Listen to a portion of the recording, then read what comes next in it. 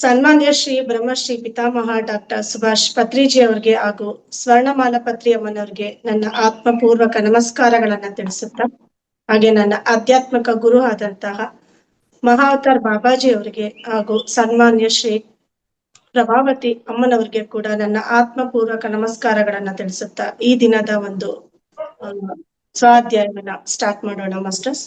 ಎಲ್ಲರಿಗೂ ಗೊತ್ತಿದೆ, ಈ ಒಂದು ಬುಕ್ ರೀಡಿಂಗ್ ನಡೀತಾ ಇದೆ. ಲಾಸ್ಟ್ ಈಗ ರೀಡಿಂಗ್ಸ್ ಎಷ್ಟೊಂದು ಆಗಿದೆ. ಈ ಪುಸ್ತಕ ಈ ರೀತಿಯಾಗಿದೆ. ಯಾರಾದ್ರೂ ಹೊಸಬ್ರಿದ್ರೆ ಈ ಪುಸ್ತಕ ನೋಡ್ಕೊಳ್ಳಿ. ಈ ತರ ಇದೆ. ಮಹಾವತಾರ್ ಬಾಬಾಜಿ ಅವರೊಡನೆ ಸಂಭಾಷಣೆ ಅನ್ನುವ ಒಂದು ಪುಸ್ತಕ. ಈ ಪುಸ್ತಕದ ಲಾಸ್ಟ್ ರೀಡಿಂಗ್ ಅಲ್ಲಿ ನಾವು ಏನ್ ತಿಳ್ಕೊಂಡಿದ್ವಿ ಅಂದ್ರೆ, ನಮಗೆ ತಿಳಿಸಿದ್ರು ಮಾಸ್ಟರ್ಸ್ ಅಂದ್ರೆ ಉನ್ನತ ಸತ್ಯದ ಸಾಕ್ಷಾತ್ಕಾರ ಅಂದ್ರೆ ಮಹಾವತಾರ್ ಬಾಬಾಜಿ ಅವರು ಯಾವ ತರಹದಲ್ಲಿ ಅವರ ಒಂದು ಉನ್ನತ ಸತ್ಯದ ಸಾಕ್ಷಾತ್ಕಾರ ಅಂದ್ರೆ ಅವ್ರು ಹೇಗೆ ಒಂದು ಧ್ಯಾನಕ್ಕೆ ಬಂದ್ರು, ಹೇಗೆ ಒಂದು ಸಮಾಧಿ ಸ್ಥಿತಿಯನ್ನ ತಲುಪಿ ಉನ್ನತವಾಗಿ ಅವರು ಅದ್ಭುತವಾದ ಧ್ಯಾನಸ್ಥರಾಗಿದ್ರು. ಹಾಗೆ ಧ್ಯಾನ ಮಾಡಿದ ಮೇಲೆ ಅವರ ಒಂದು ಇವರು ಯಾರು ಪರಶಿವನನ್ನ ಮೀಟ್ ಆದ್ರು ಕೂಡ ಪರಶಿವ ಕೂಡ ಸಾಕ್ಷಾತ್ಕಾರವನ್ನ ಅವ್ರಿಗೆ ಕೊಟ್ರು. ಹಾಗೆ ಅವರ ಒಂದು ಅದ್ಭುತವಾದ ಶಿಷ್ಯ ವೃಂದವನ್ನ ಕೂಡ ಅವ್ರು ಪಡೆದ್ರು. ಅದರಲ್ಲಿ ಮೊದಲನೇ ಒಬ್ಬ ಶಿಷ್ಯನ ಬಗ್ಗೆ ಹೇಳ್ತಾರೆ. ಸರಹ ಅನ್ನುವ ಒಬ್ಬ ಶಿಷ್ಯನ ಬಗ್ಗೆ ತುಂಬಾನೇ ವಿಚಾರಗಳನ್ನ ತಿಳಿಸ್ತಾರೆ. ತುಂಬಾ ಪ್ರಮುಖವಾದಂತಹ ಒಬ್ಬ ಶಿಷ್ಯ ಕೂಡ ಆಗಿರ್ತಾನೆ. ಆತನ ಬಗ್ಗೆ ತುಂಬಾ ವಿವರಗಳನ್ನ ತಿಳಿಸಿರ್ತಾರೆ. ಈ ದಿನದ ರೀಡಿಂಗ್ ಅಲ್ಲಿ ನಮಗೆ ತಿಳಿಸ್ತಾ ಇದ್ದಾರೆ. ತುಂಬಾ ಅದ್ಭುತವಾಗಿದೆ ಮಾಸ್ಟರ್ಸ್ ಇವತ್ತಿನ ರೀಡಿಂಗ್ ಕೂಡ. ಯಾಕಂದ್ರೆ ನಮ್ಗೆ ಒಂದು ಬೇರೆ ಒಂದು ಬ್ರಹ್ಮಾಂಡದ ಬಗ್ಗೆ ಇಲ್ಲಿ ನಮ್ಗೆ ತಿಳಿಸ್ತಾ ಇದ್ದಾರೆ. ಹೆಡ್ಲೈನ್ ಬಂದ ಈ ತರ ಇದೆ: ಸಿರಿಯನ್ ಬಾಬಾಜಿ ಸಮಾನಾಂತರ ಜೀವನದ ಅಸ್ತಿತ್ವ. ಅಂದ್ರೆ ಈ ತರಹದ ಒಂದು ಹೆಡ್ಲೈನ್ ಅಲ್ಲಿ ನಮ್ಗೆ ಈಗ ಮಹಾವತಾರ್ ಬಾಬಾಜಿ ಅವರು ನಮ್ಗೆ ವಿವರಣೆಯನ್ನ ಕೊಡ್ತಾರೆ.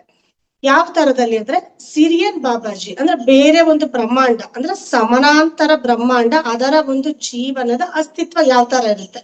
ಈ ಬ್ರಹ್ಮಾಂಡ ಇಲ್ಲಿದೆ ಅಂದ್ರೆ ಇದೇ ತರಹದ ಇನ್ನೊಂದು ಬ್ರಹ್ಮಾಂಡ ಜೊತೆಯಲ್ಲೇ ಇರುವಂತಹ ಸಮಾನಾಂತರ ಬ್ರಹ್ಮಾಂಡ ಇರುತ್ತೆ. ಆ ತರಹದ ಇನ್ನೊಂದು ಬ್ರಹ್ಮಾಂಡದ ವಿವರಣೆಯನ್ನ ಇಲ್ಲಿ ತಿಳಿಸ್ತಾರೆ. ಇಲ್ಲಿ ಬಾಬಾಜಿ ಹೇಳ್ತಾ ಇದ್ದಾರೆ, ನಾನು ಹಗಲು ರಾತ್ರಿ ಆಳವಾದ ಧ್ಯಾನದಲ್ಲಿ ತೊಡಗಿದ್ದೆ. ಉಪನಿಷತ್ತುಗಳ ಅಧ್ಯಯನ ನನಗೆ ಸಾಕಷ್ಟು ನಿಶ್ಚಳತೆಯನ್ನ ಕೊಟ್ಟಿತ್ತು, ನನ್ನನ್ನು ಶೂನ್ಯ ಸ್ಥಿತಿಗೆ ತಂದಿತು.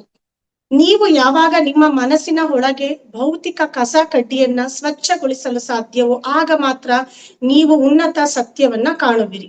ನಿಜವಾಗಿ ಹೇಳಬೇಕೆಂದರೆ ನನ್ನ ಭೌತಿಕ ದೇಹದಲ್ಲಿ ಇರುವುದು ಹೇಗೆ ಅನಿಸುತ್ತದೆ ಎಂಬುದನ್ನ ನಾನು ಮರೆತು ಬಿಟ್ಟಿದ್ದೇನೆ. ಏಕೆಂದರೆ ನಾನು ನನ್ನ ಆಳವಾದ ಸ್ತರದಲ್ಲಿ ನನ್ನ ಆತ್ಮದ ಜೊತೆಗೆ ಪ್ರಯಾಣ ಮಾಡುತ್ತಿದ್ದೆ. ಇಲ್ಲಿ ಬಾಬಾಜಿ ಅವರ ಒಂದು ಒಪಿನಿಯನ್ ಇಲ್ಲಿ ಹೇಳ್ತಾ ಇದ್ದಾರೆ. ಅಂದ್ರೆ ಅವರು ಆಗ ಸ್ಟಾರ್ಟಿಂಗ್ ಧ್ಯಾನಕ್ಕೆ ಬಂದ ಮೇಲೆ, ಧ್ಯಾನ ಆದ ಮೇಲೆ, ಅವರೊಂದು ಸಮಾಧಿ ಸ್ಥಿತಿಯನ್ನ ಪಡೆದ ಮೇಲೆ, ಆ ಒಂದು ಉನ್ನತ ಸತ್ಯದ ಸಾಕ್ಷಾತ್ಕಾರ ಪಡ್ಕೊಂಡ್ಮೇಲೂ ಕೂಡ ಅವರ ಒಂದು ಜರ್ನಿ ಹೇಗಿತ್ತು ಅಂದ್ರೆ, ಇವ್ರು ಹಗಲು ರಾತ್ರಿ ಅನ್ನದೆ ತುಂಬಾನೇ ಡೀಪ್ ಆಗಿ ಧ್ಯಾನದಲ್ಲಿ ತೊಡಗ್ತಾ ಇರ್ತಾರೆ. ಹಾಗೆ ಉಪನಿಷತ್ತುಗಳ ಅಧ್ಯಯನ ಗೊತ್ತಿದೆಯಲ್ಲ, ಉಪನಿಷತ್ತುಗಳು ಅದರ ಒಂದು ಅಧ್ಯಯನ ಕೂಡ ತುಂಬಾ ಚೆನ್ನಾಗಿ ಮಾಡ್ತಾ ಇರ್ತಾರೆ. ಹಾಗೆ ಇವರು ಶೂನ್ಯ ಸ್ಥಿತಿಗೆ ಬರ್ತಾರೆ. ಯಾವಾಗ್ಲೂ ಧ್ಯಾನ ಕುತ್ಕೊಂಡಾಗ ಹೇಳ್ತಾ ಇರ್ತಾರೆ ನೋಡಿ, 0 ಸ್ಟೇಜಿಗೆ ಬರ್ಬೇಕು. ಶೂನ್ಯ ಸ್ಥಿತಿ ಅಂದ್ರೆ ಒಂದು ಥಾಟ್ಲೆಸ್ ಪೊಸಿಷನ್ ಅಂತಾರಲ್ಲ, ಸ್ವಲ್ಪ ಕಷ್ಟ ಆಗ್ಬೋದು ನಮ್ಗೆ ನಿಮ್ಗೆ ಎಲ್ಲರಿಗೂ, ಬಟ್ ಆದ್ರೆ ಅದನ್ನ ಅಳವಡಿಸ್ಕೋಬೇಕು ಅಂತ ಹೇಳ್ತಾ ಇರ್ತಾರೆ. ಅದು ಇವ್ರಿಗೆ ಶೂನ್ಯ ಸ್ಥಿತಿ ತರುತ್ತೆ. ಆಗ ಇವರು ಭೌತಿಕ ಮನಸ್ಸಿನೊಳಗೆ ಅಂದ್ರೆ ಯಾವಾಗ ಇವರ ಮನಸ್ಸಿನ ಆ ಭೌತಿಕ ಕಸ ಕಡ್ಡಿ, ಭೌತಿಕ ಮೀನ್ಸ್ ಈಗೇನ ನಾವು ಫಿಸಿಕಲ್ ಬಾಡಿಲಿ ಇದೀವಿ, ಫಿಸಿಕಲ್ ಬಾಡಿಲಿ ಇಟ್ಕೊಂಡು ಏನೇನೆಲ್ಲ ತರದ ಸಮಸ್ಯೆಗಳನ್ನ ತಲೆಯಲ್ಲಿ ಹಾಕೊಂಡಿರ್ತೀವಿ, ಮನ್ಸಲ್ಲಿ ಹಾಕೊಂಡಿರ್ತೀವಿ, ಕುತ್ಕೊಂತೀವಿ ಧ್ಯಾನಕ್ಕೆ. ಬಟ್ ಇನ್ನೊಂದೇನೋ ಯೋಚನೆ ಬರ್ತಾ ಇರುತ್ತೆ. ಅಲ್ಲೇನೋ ಹಾಲ್ ಕಾಯಕ್ ಇಟ್ಟಿದೀನಿ ಅನ್ಬೋದು ಲೇಡೀಸ್ ಆಗಿದ್ರೆ, ಅಥವಾ ಹೊರಗೇನೋ ಜೆಂಟ್ಸ್ ಆದ್ರೆ ಬಿಸ್ನೆಸ್ ಇಂದ ಏನೋ ಟೆನ್ಷನ್ ತಲೆಗೆ ಹಾಕೋಬಹುದು. ಸಮಥಿಂಗ್ ಬೇರೆ ಯಾವ್ದೇ ತರಹದ ಒಂದು ಹೊರಗಿನ ವಿಚಾರ ಅಥವಾ ಒಳಗಿನ ಸಂಸಾರದ ವಿಚಾರ ಏನೇ ಇದ್ರೂ ಕೂಡ ಯೋಚನೆ ಮಾಡ್ತಾ ಕುತ್ಕೊಂತೀವಲ್ಲ, ಅವು ಭೌತಿಕ ಕಸ ಕಡ್ಡಿ ಅಂತ ಇಲ್ಲಿ ಕರಿತಾ ಇದ್ದಾರೆ. ಅಂದ್ರೆ ಮನೆ ಒಳಗಿನ ಕಸ ಧೂಳು ಅದು ಬೇರೆ ಆಗುತ್ತೆ, ಬಟ್ ಇದು ಭೌತಿಕ ನಮ್ಮ ದೇಹದ ಇಲ್ಲಿ ಇರುವಂತಹ ಕಸ ಕಡ್ಡಿ, ಅದನ್ನ ಕ್ಲೀನ್ ಮಾಡೋದು, ಅದನ್ನ ಸ್ವಚ್ಛಗೊಳಿಸಲು ಹೇಗೆ ಸಾಧ್ಯವೋ ಆಗ ಮಾತ್ರ ನೀವು ಉನ್ನತ ಸತ್ಯದ ಸಾಕ್ಷಾತ್ಕಾರ ಪಡ್ಕೊಳ್ತೀರಿ ಅಂತ ಅಂತ ಇದಾರಲ್ಲಿ. ಅಂದ್ರೆ ಸತ್ಯವನ್ನ ಕಾಣ್ತೀರಿ ಅಂತ. ಆ ಭೌತಿಕ ಕಸ ಕಡ್ಡಿಯನ್ನ ಹೊರಗೆ ಹಾಕ್ಬೇಕು ಅಂದ್ರೆ ಯಾವುದೇ ತರಹದ ಮನಸ್ಸಿನಲ್ಲಿ ಆಲೋಚನೆ, ಆ ತರಹದ ಆಲೋಚನೆ ಬರ್ದೇ ಇರೋಂಗೆ ನೋಡ್ಕೊಂಡು ಧ್ಯಾನ ಕುತ್ಕೋಬೇಕು. ಈಗ ಋಷಿ ಮುನಿಗಳು ಅವರೆಲ್ಲ ಕುತ್ಕೊಂತಿದ್ರು ಅಂದ್ರೆ ಅವ್ರಿಗೆ ಯಾವ್ದೇ ತರ ಆಲೋಚನೆ ಇರ್ತಿದ್ದಿಲ್ಲ, ಸಂಸಾರದ ಆಲೋಚನೆ ಇರ್ತಿದ್ದಿಲ್ಲ, ಬೇರೆ ತರದ ಆಲೋಚನೆ ಇರ್ತಿದ್ದಿಲ್ಲ. ಅವ್ರು ಕೇವಲ ಒಂದು ಏಕಾಗ್ರತೆಯಿಂದ ಅವರ ಧ್ಯಾನಕ್ಕೆ ಮಾತ್ರ ಪ್ರಯಾರಿಟಿ ಕೊಟ್ಬಿಟ್ಟು ಕುತ್ಕೊಳ್ಳೋರು. ಅದೇ ತರಹದಲ್ಲಿ ನಾವು ಕೂಡ ಈ ತರಹದ ಆಲೋಚನೆಗಳನ್ನ ಅನ್ನೋ ಕಸವನ್ನ ನಾವು ಹೊರಗೆ ಹಾಕ್ಬಿಟ್ಟು ಕುತ್ಕೋಬೇಕು. ಆಗ ಸ್ವಚ್ಛ ಮಾಡಿದಾಗ ಆ ತರಹದ ಒಂದು ಉನ್ನತ ಸತ್ಯವನ್ನ ನಾವು ಕಾಣ್ತೀವಿ ಅಂತ ಹೇಳ್ತಿದ್ದಾರೆ. ನಿಜವಾಗಿ ಹೇಳಬೇಕೆಂದರೆ ನನ್ನ ಭೌತಿಕ ದೇಹದಲ್ಲಿ, ಅಂದ್ರೆ ಅವ್ರ ಭೌತಿಕ ದೇಹದಲ್ಲಿ ಏನ್ ಇದ್ರೋ ಅದು ಹೇಗಿದ್ದೀನಿ ಅನ್ನೋದನ್ನು ಕೂಡ ಅವರು ಮರ್ತ್ಬಿಟ್ಟಿದ್ದಾರೆ. ಅಂದ್ರೆ ಆ ಲೆವೆಲಿಗೆ ಅವರು ಆತ್ಮಸ್ಥಿತಿಯಲ್ಲಿ ಇದ್ದಾರೆ. ಭೌತಿಕ ದೇಹದ ಅನುಭವವನ್ನೇ ಮರೆತು ಬಿಡುವಷ್ಟು ಆತ್ಮಸ್ಥಿತಿಯಲ್ಲಿ ಅವರಿದ್ದಾರೆ. ನಾನು ನನ್ನ ಆಳವಾದ ಸ್ತರದಲ್ಲಿ ನನ್ನ ಆತ್ಮದ ಜೊತೆಗೆ, ಅಂದ್ರೆ ಬರೀ ಅವರು ತನ್ನ ಸೋಲ್ ಜೊತೆಗೆ ಒಂದು ಪ್ರಯಾಣವನ್ನ ಮಾಡ್ತಾ ಇದ್ರು ಅಂತ ಇಲ್ಲಿ ತಿಳಿಸ್ತಾ ಇದ್ದಾರೆ. ಇಲ್ಲಿ ಒಂದು ಸೀನ್ ಹೇಳ್ತಾ ಇದ್ದಾರೆ, ದೃಶ್ಯ ಅಂತ ಇಲ್ಲಿ ಕೊಟ್ಟಿದ್ದಾರೆ. ಆ ಒಂದು ಸೀನಲ್ಲಿ ಏನ್ ತೋರಿಸ್ತಾ ಇದ್ದಾರೆ ಅಂದ್ರೆ, ಒಂದು ಬೆಳಕಿನ ಉಂಗುರ ವೇಗವಾಗಿ ಆಕಾಶದಲ್ಲಿ ಪ್ರಯಾಣಿಸಿತು, ತುಂಬಾ ಎತ್ತರಕ್ಕೆ ಹೋಗಿ ಸ್ಫೋಟಿಸಿತು. ಇದು ಅಪಾರ ಪ್ರಮಾಣದ ಬೆಳಕನ್ನ ಉತ್ಪತ್ತಿ ಮಾಡಿತ್ತು. ಆ ಬೆಳಕು ಎಲ್ಲೆಡೆ ಪಸರಿಸಿತ್ತು. ಆ ಬೆಳಕಿನಿಂದ ಒಂದು ತಿಳಿ ಗುಲಾಬಿ ಬಣ್ಣದ ಕಮಲವು ಹುಟ್ಟಿತು. ಆ ಕಮಲವು ಅರ್ಧ ಹರಳುತ್ತಿದ್ದಂತೆ ಅದರಿಂದ ಭಗವಾನ್ ಬುದ್ಧನು ಹೊರಗೆ ಬಂದು ಬಾಬಾಜಿಯ ಮುಂದೆ ನಿಂತುಕೊಂಡರು. ಬಾಬಾಜಿಯವರು ತಮ್ಮ ಧ್ಯಾನ ಸ್ಥಳದಿಂದ ಎದ್ದು ನಿಂತರು ಮತ್ತು ಧನ್ಯತಾ ಭಾವದಿಂದ ಬುದ್ಧನಿಗೆ ಕರಜೋಡಿಸಿ ನಮಸ್ಕರಿಸಿದರು. ಈ ಒಂದು ಅದ್ಭುತವಾದ ಸೀನ್ ವಿವರಣೆ ಕೊಡ್ತಾ ಇದ್ದಾರೆ ಇಲ್ಲಿ. ಆ ಒಂದು ದೃಶ್ಯ ತೋರಿಸ್ತಾ ಇದ್ದಾರೆ. ಆ ದೃಶ್ಯದಲ್ಲಿ ನಮ್ಗೆ ತಿಳಿಸ್ತಾ ಇದ್ದಾರೆ, ಒಂದು ಉಂಗುರ ಅಂದ್ರೆ ಒಂದು ಸರ್ಕಲ್ ತರದಲ್ಲಿ ಆ ಒಂದು ಉಂಗುರ ವೇಗವಾಗಿ ತುಂಬಾನೇ ಫಾಸ್ಟ್ ಆಗಿ ಅಲ್ಲಿ ಆಕಾಶದಲ್ಲಿ ಒಂದು ಪ್ರಯಾಣ ಮಾಡುತ್ತೆ. ತುಂಬಾ ಎತ್ತರಕ್ಕೆ ಹೋಗುತ್ತೆ, ಅಂದ್ರೆ ತುಂಬಾನೇ ಸ್ವಲ್ಪ ಎತ್ತರಕ್ಕೆ, ತುಂಬಾನೇ ಎತ್ತರಕ್ಕೆ ಹೋಗ್ಬಿಟ್ಟು ಅಲ್ಲಿ ಬ್ಲಾಸ್ಟ್ ಆಗ್ಬಿಡುತ್ತೆ, ಅಂದ್ರೆ ಸ್ಫೋಟ ಆಗುತ್ತೆ. ಅದು ತುಂಬಾನೇ ಒಂದು ಅಪಾರ ಪ್ರಮಾಣದ ತುಂಬಾ ಬ್ರೈಟ್ ಆದ ಬೆಳಕನ್ನ ಉತ್ಪತ್ತಿ ಮಾಡುತ್ತೆ. ಆ ಬೆಳಕು ಎಲ್ಲಾ ಕಡೆಗೂ ಕೂಡ ಅದು ಪಸರಿಸುತ್ತೆ, ಅಂದ್ರೆ ಹರಡುತ್ತೆ ಆ ಬೆಳಕು. ಅವಾಗ ಆ ಟೈಮಲ್ಲಿ ಆ ಬೆಳಕಿನಿಂದ ಒಂದು ತಿಳಿ ಗುಲಾಬಿ ಬಣ್ಣದ ಆ ತರಹದ ಒಂದು ಲೈಟ್, ಒಂದು ಗುಲಾಬಿ ಬಣ್ಣದ ಆಕಾರದಲ್ಲಿ ಕಮಲ ಇರುತ್ತಲ್ಲ, ಆ ಕಮಲ ಹುಟ್ಟುತ್ತೆ. ಆ ಕಮಲ ಅರ್ಧ ಅರಳ್ತಾ ಇರುತ್ತೆ ಇನ್ನೇನ್ ಈ ತರದಲ್ಲಿ. ಆ ಟೈಮಲ್ಲಿ ಭಗವಾನ್ ಬುದ್ಧ ಆ ಒಂದು ಕಮಲದಿಂದ ಹೊರಗೆ ಬಂದು ಬಾಬಾಜಿ ಮುಂದೆ ನಿಂತ್ಕೊಳ್ತಾರೆ. ಆಗ ಧ್ಯಾನ ಮಾಡ್ತಾ ಇರ್ತಾರಲ್ಲ ಬಾಬಾಜಿ, ಅವ್ರ ಮುಂದೆ ಬಂದು ನಿಂತ್ಕೊಳ್ತಾರೆ. ಆಗ ಬಾಬಾಜಿ ಅವರು ಬುದ್ಧ ಅವ್ರಿಗೆ ಧನ್ಯತಾ ಭಾವದಿಂದ ಕರ ಜೋಡಿಸಿ ನಮಸ್ಕಾರವನ್ನ ಮಾಡ್ತಾರೆ. ಆಗ ಹೇಳ್ತಾರೆ ಇಲ್ಲಿ, ಈ ಜನ್ಮದಲ್ಲಿ ನಿನ್ನ ಪಾತ್ರವೇನು ಬುದ್ಧ ಅವರು ಕೇಳ್ತಾರೆ, ಅಂದ್ರೆ ಬಾಬಾಜಿ ಅವ್ರಿಗೆ ಕೇಳ್ತಾರೆ. ದಯವಿಟ್ಟು ಈ ವಿಷಯದಲ್ಲಿ ಮಾರ್ಗದರ್ಶನ ಮಾಡಿ. ಬಾಬಾಜಿ ಅವರು ವಿನಯದಿಂದ ಉತ್ತರಿಸಿದರು, ಇದಕ್ಕೆ ನನಗೆ ಒಂದು ಗೈಡೆನ್ಸ್ ಕೊಡಿ, ನನಗೆ ಗೊತ್ತಿಲ್ಲ, ಗೈಡೆನ್ಸ್ ಕೊಡಿ ಅಂತ ಅವ್ರು ತುಂಬಾನೇ ಒಂದು ಪೊಲೈಟ್ ಆಗಿ ಬುದ್ಧ ಅವ್ರಿಗೆ ಕೇಳ್ತಾರೆ. ನೀನು ಉನ್ನತ ಮಟ್ಟದ ಸಮಾಧಿ ಸ್ಥಿತಿಯನ್ನ ಸಾಧಿಸಿರುವೆ. ಇದೇ ದೇಹದಲ್ಲಿ ನಿನಗೆ ಬೇಕಾದಷ್ಟು ಸಮಯ ಮುಪ್ಪಿಲ್ಲದೆ ಇರಬಹುದು ಮತ್ತು ಜನರಿಗೆ ಶಿಕ್ಷಣ ನೀಡುವ ನಿನ್ನ ಉದ್ದೇಶವನ್ನು ಪೂರ್ಣಗೊಳಿಸಬಹುದು.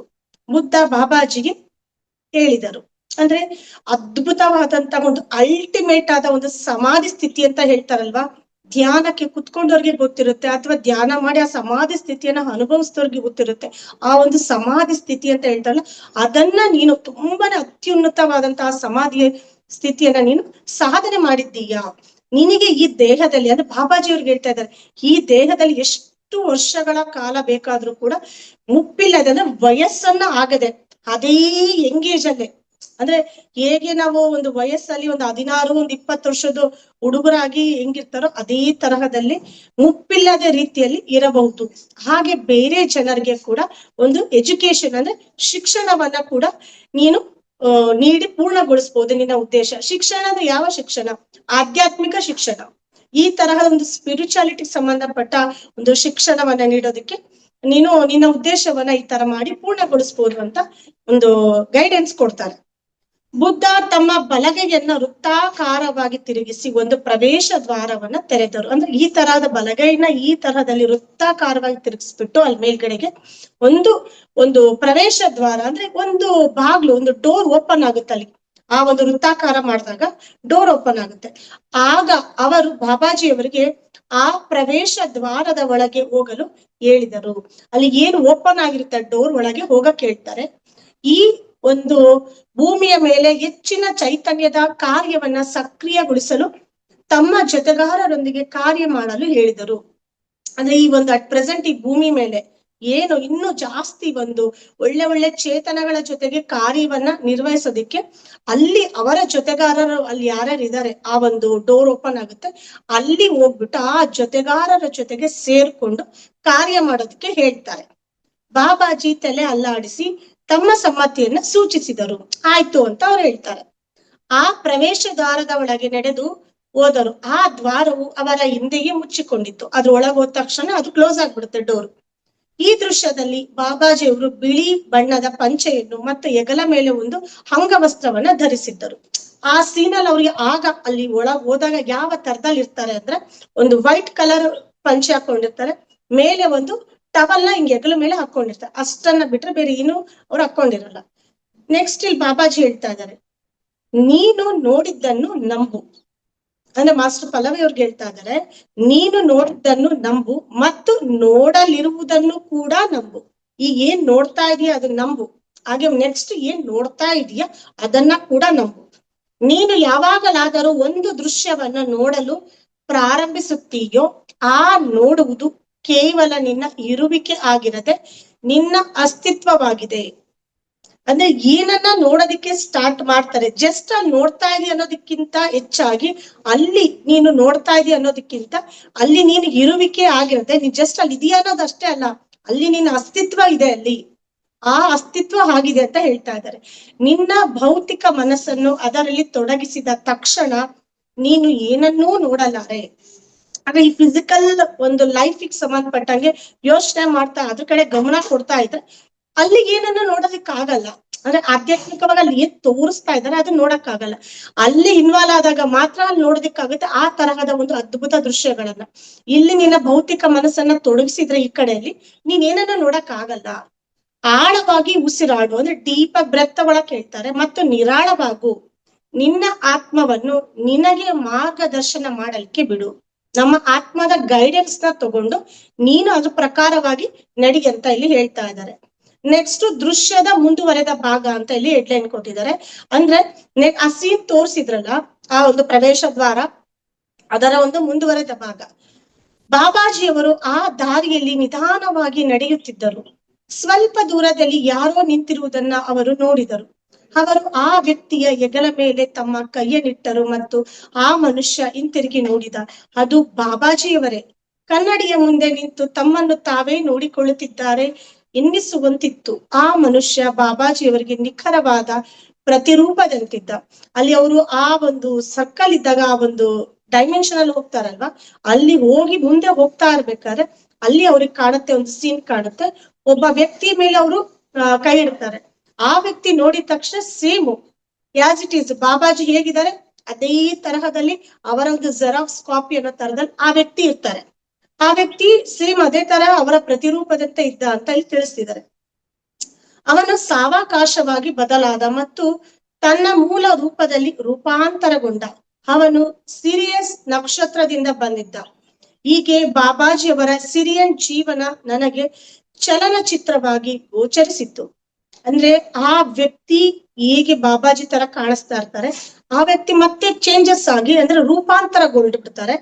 ಅವರು ಸಿರಿಯನ್ ನಕ್ಷತ್ರ ಆ ಒಂದು ಡೈಮೆನ್ಷನ್, ಸಿರಿಯನ್ ಡೈಮೆನ್ಷನ್, ಆ ಸಿರಿಯನ್ ನಕ್ಷತ್ರದಿಂದ ಬಂದಿದ್ದ ಆ ವ್ಯಕ್ತಿ ಸಿರಿಯನ್ ಜೀವನ ಹೇಗೆ ಜೀವನ ಚಲನಚಿತ್ರವಾಗಿ ಅಂದ್ರೆ ಅಲ್ಲಿನ ಒಂದು ಡೈಮೆನ್ಷನ್ ಸಂಬಂಧಪಟ್ಟಾಗಿ ಒಂದು ಫಿಲ್ಮ್ ರೀಲ್ ತರ ಇವ್ರಿಗೆ ಕಾಣಿಸ್ತಾ ಇರುತ್ತೆ. ಪಲ್ಲವಿ ಅವರಿಗೆ ಒಂದು ಸಮಾನಾಂತರ ಜೀವನದ ಅನುಭವ. ಸುಮಾರು 10 ಅಡಿಗಳ ಎತ್ತರದ ಒಂದು ಆಕೃತಿಯನ್ನ ನೋಡಿದೆ. ಅವನಿಗೆ ಉದ್ದವಾದ ತಲೆ ಕೂದಲಿತ್ತು ಮತ್ತು ಅವನ ಹಣೆಯ ಮೇಲೆ ಒಂದು ಸುಂದರವಾದ ಆಕೃತಿ ಇತ್ತು. ಅಂದ್ರೆ ಅಲ್ಲಿ ನೋಡ್ತಾ ಇದ್ದಾರೆ ಆ ಸಮಾನಾಂತರ ಜೀವನದ ಅನುಭವ ಎಕ್ಸ್ಪೀರಿಯನ್ಸ್ ಹೇಗಿತ್ತು ಅಂದ್ರೆ ಸುಮಾರು 10 ಅಡಿ. ಎಷ್ಟು ಹಬ್ಬ ಅಂದ್ರೆ ಒಂದು 5.5 ಅಡಿ ಬೇಡ 6 ಅಡಿ ಅಂತೂ ಪಕ್ಕ ಅಂತೂ ಇದ್ದೇ ಇರ್ತಾರೆ. ಇನ್ನು ಜಾಸ್ತಿ ಅಂದ್ರೆ ಇನ್ನೊಂದು ಅರ್ಧ ಅಡಿ ಜಾಸ್ತಿ ಇರ್ಬೋದು ಇಲ್ಲಿ ಸಾಮಾನ್ಯವಾಗಿ ಹೇಳೋದಾದ್ರೆ ಮನುಷ್ಯ. ಆದ್ರೆ ಅಲ್ಲಿನ ಲೋಕದ ಮನುಷ್ಯ 10 ಅಡಿ ಎತ್ತರ, ಆ ತರದ ಆಕೃತಿ, ಉದ್ದವಾದ ತಲೆ ಕೂದಲಿರುತ್ತೆ. ಅವನ ಹಣೆಯ ಮೇಲೆ ಒಂದು ಸುಂದರವಾದ ಒಂದು ಆಕೃತಿ ಕೂಡ ಇರುತ್ತೆ.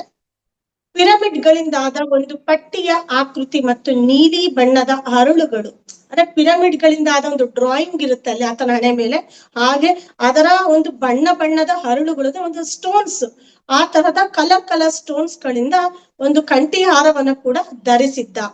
ಮತ್ತು ಮಾಸಲು ಬಿಳಿ ಬಣ್ಣದ ಬಟ್ಟೆ ಅವನ ಕೊರಳ ಸುತ್ತಲಿತ್ತು.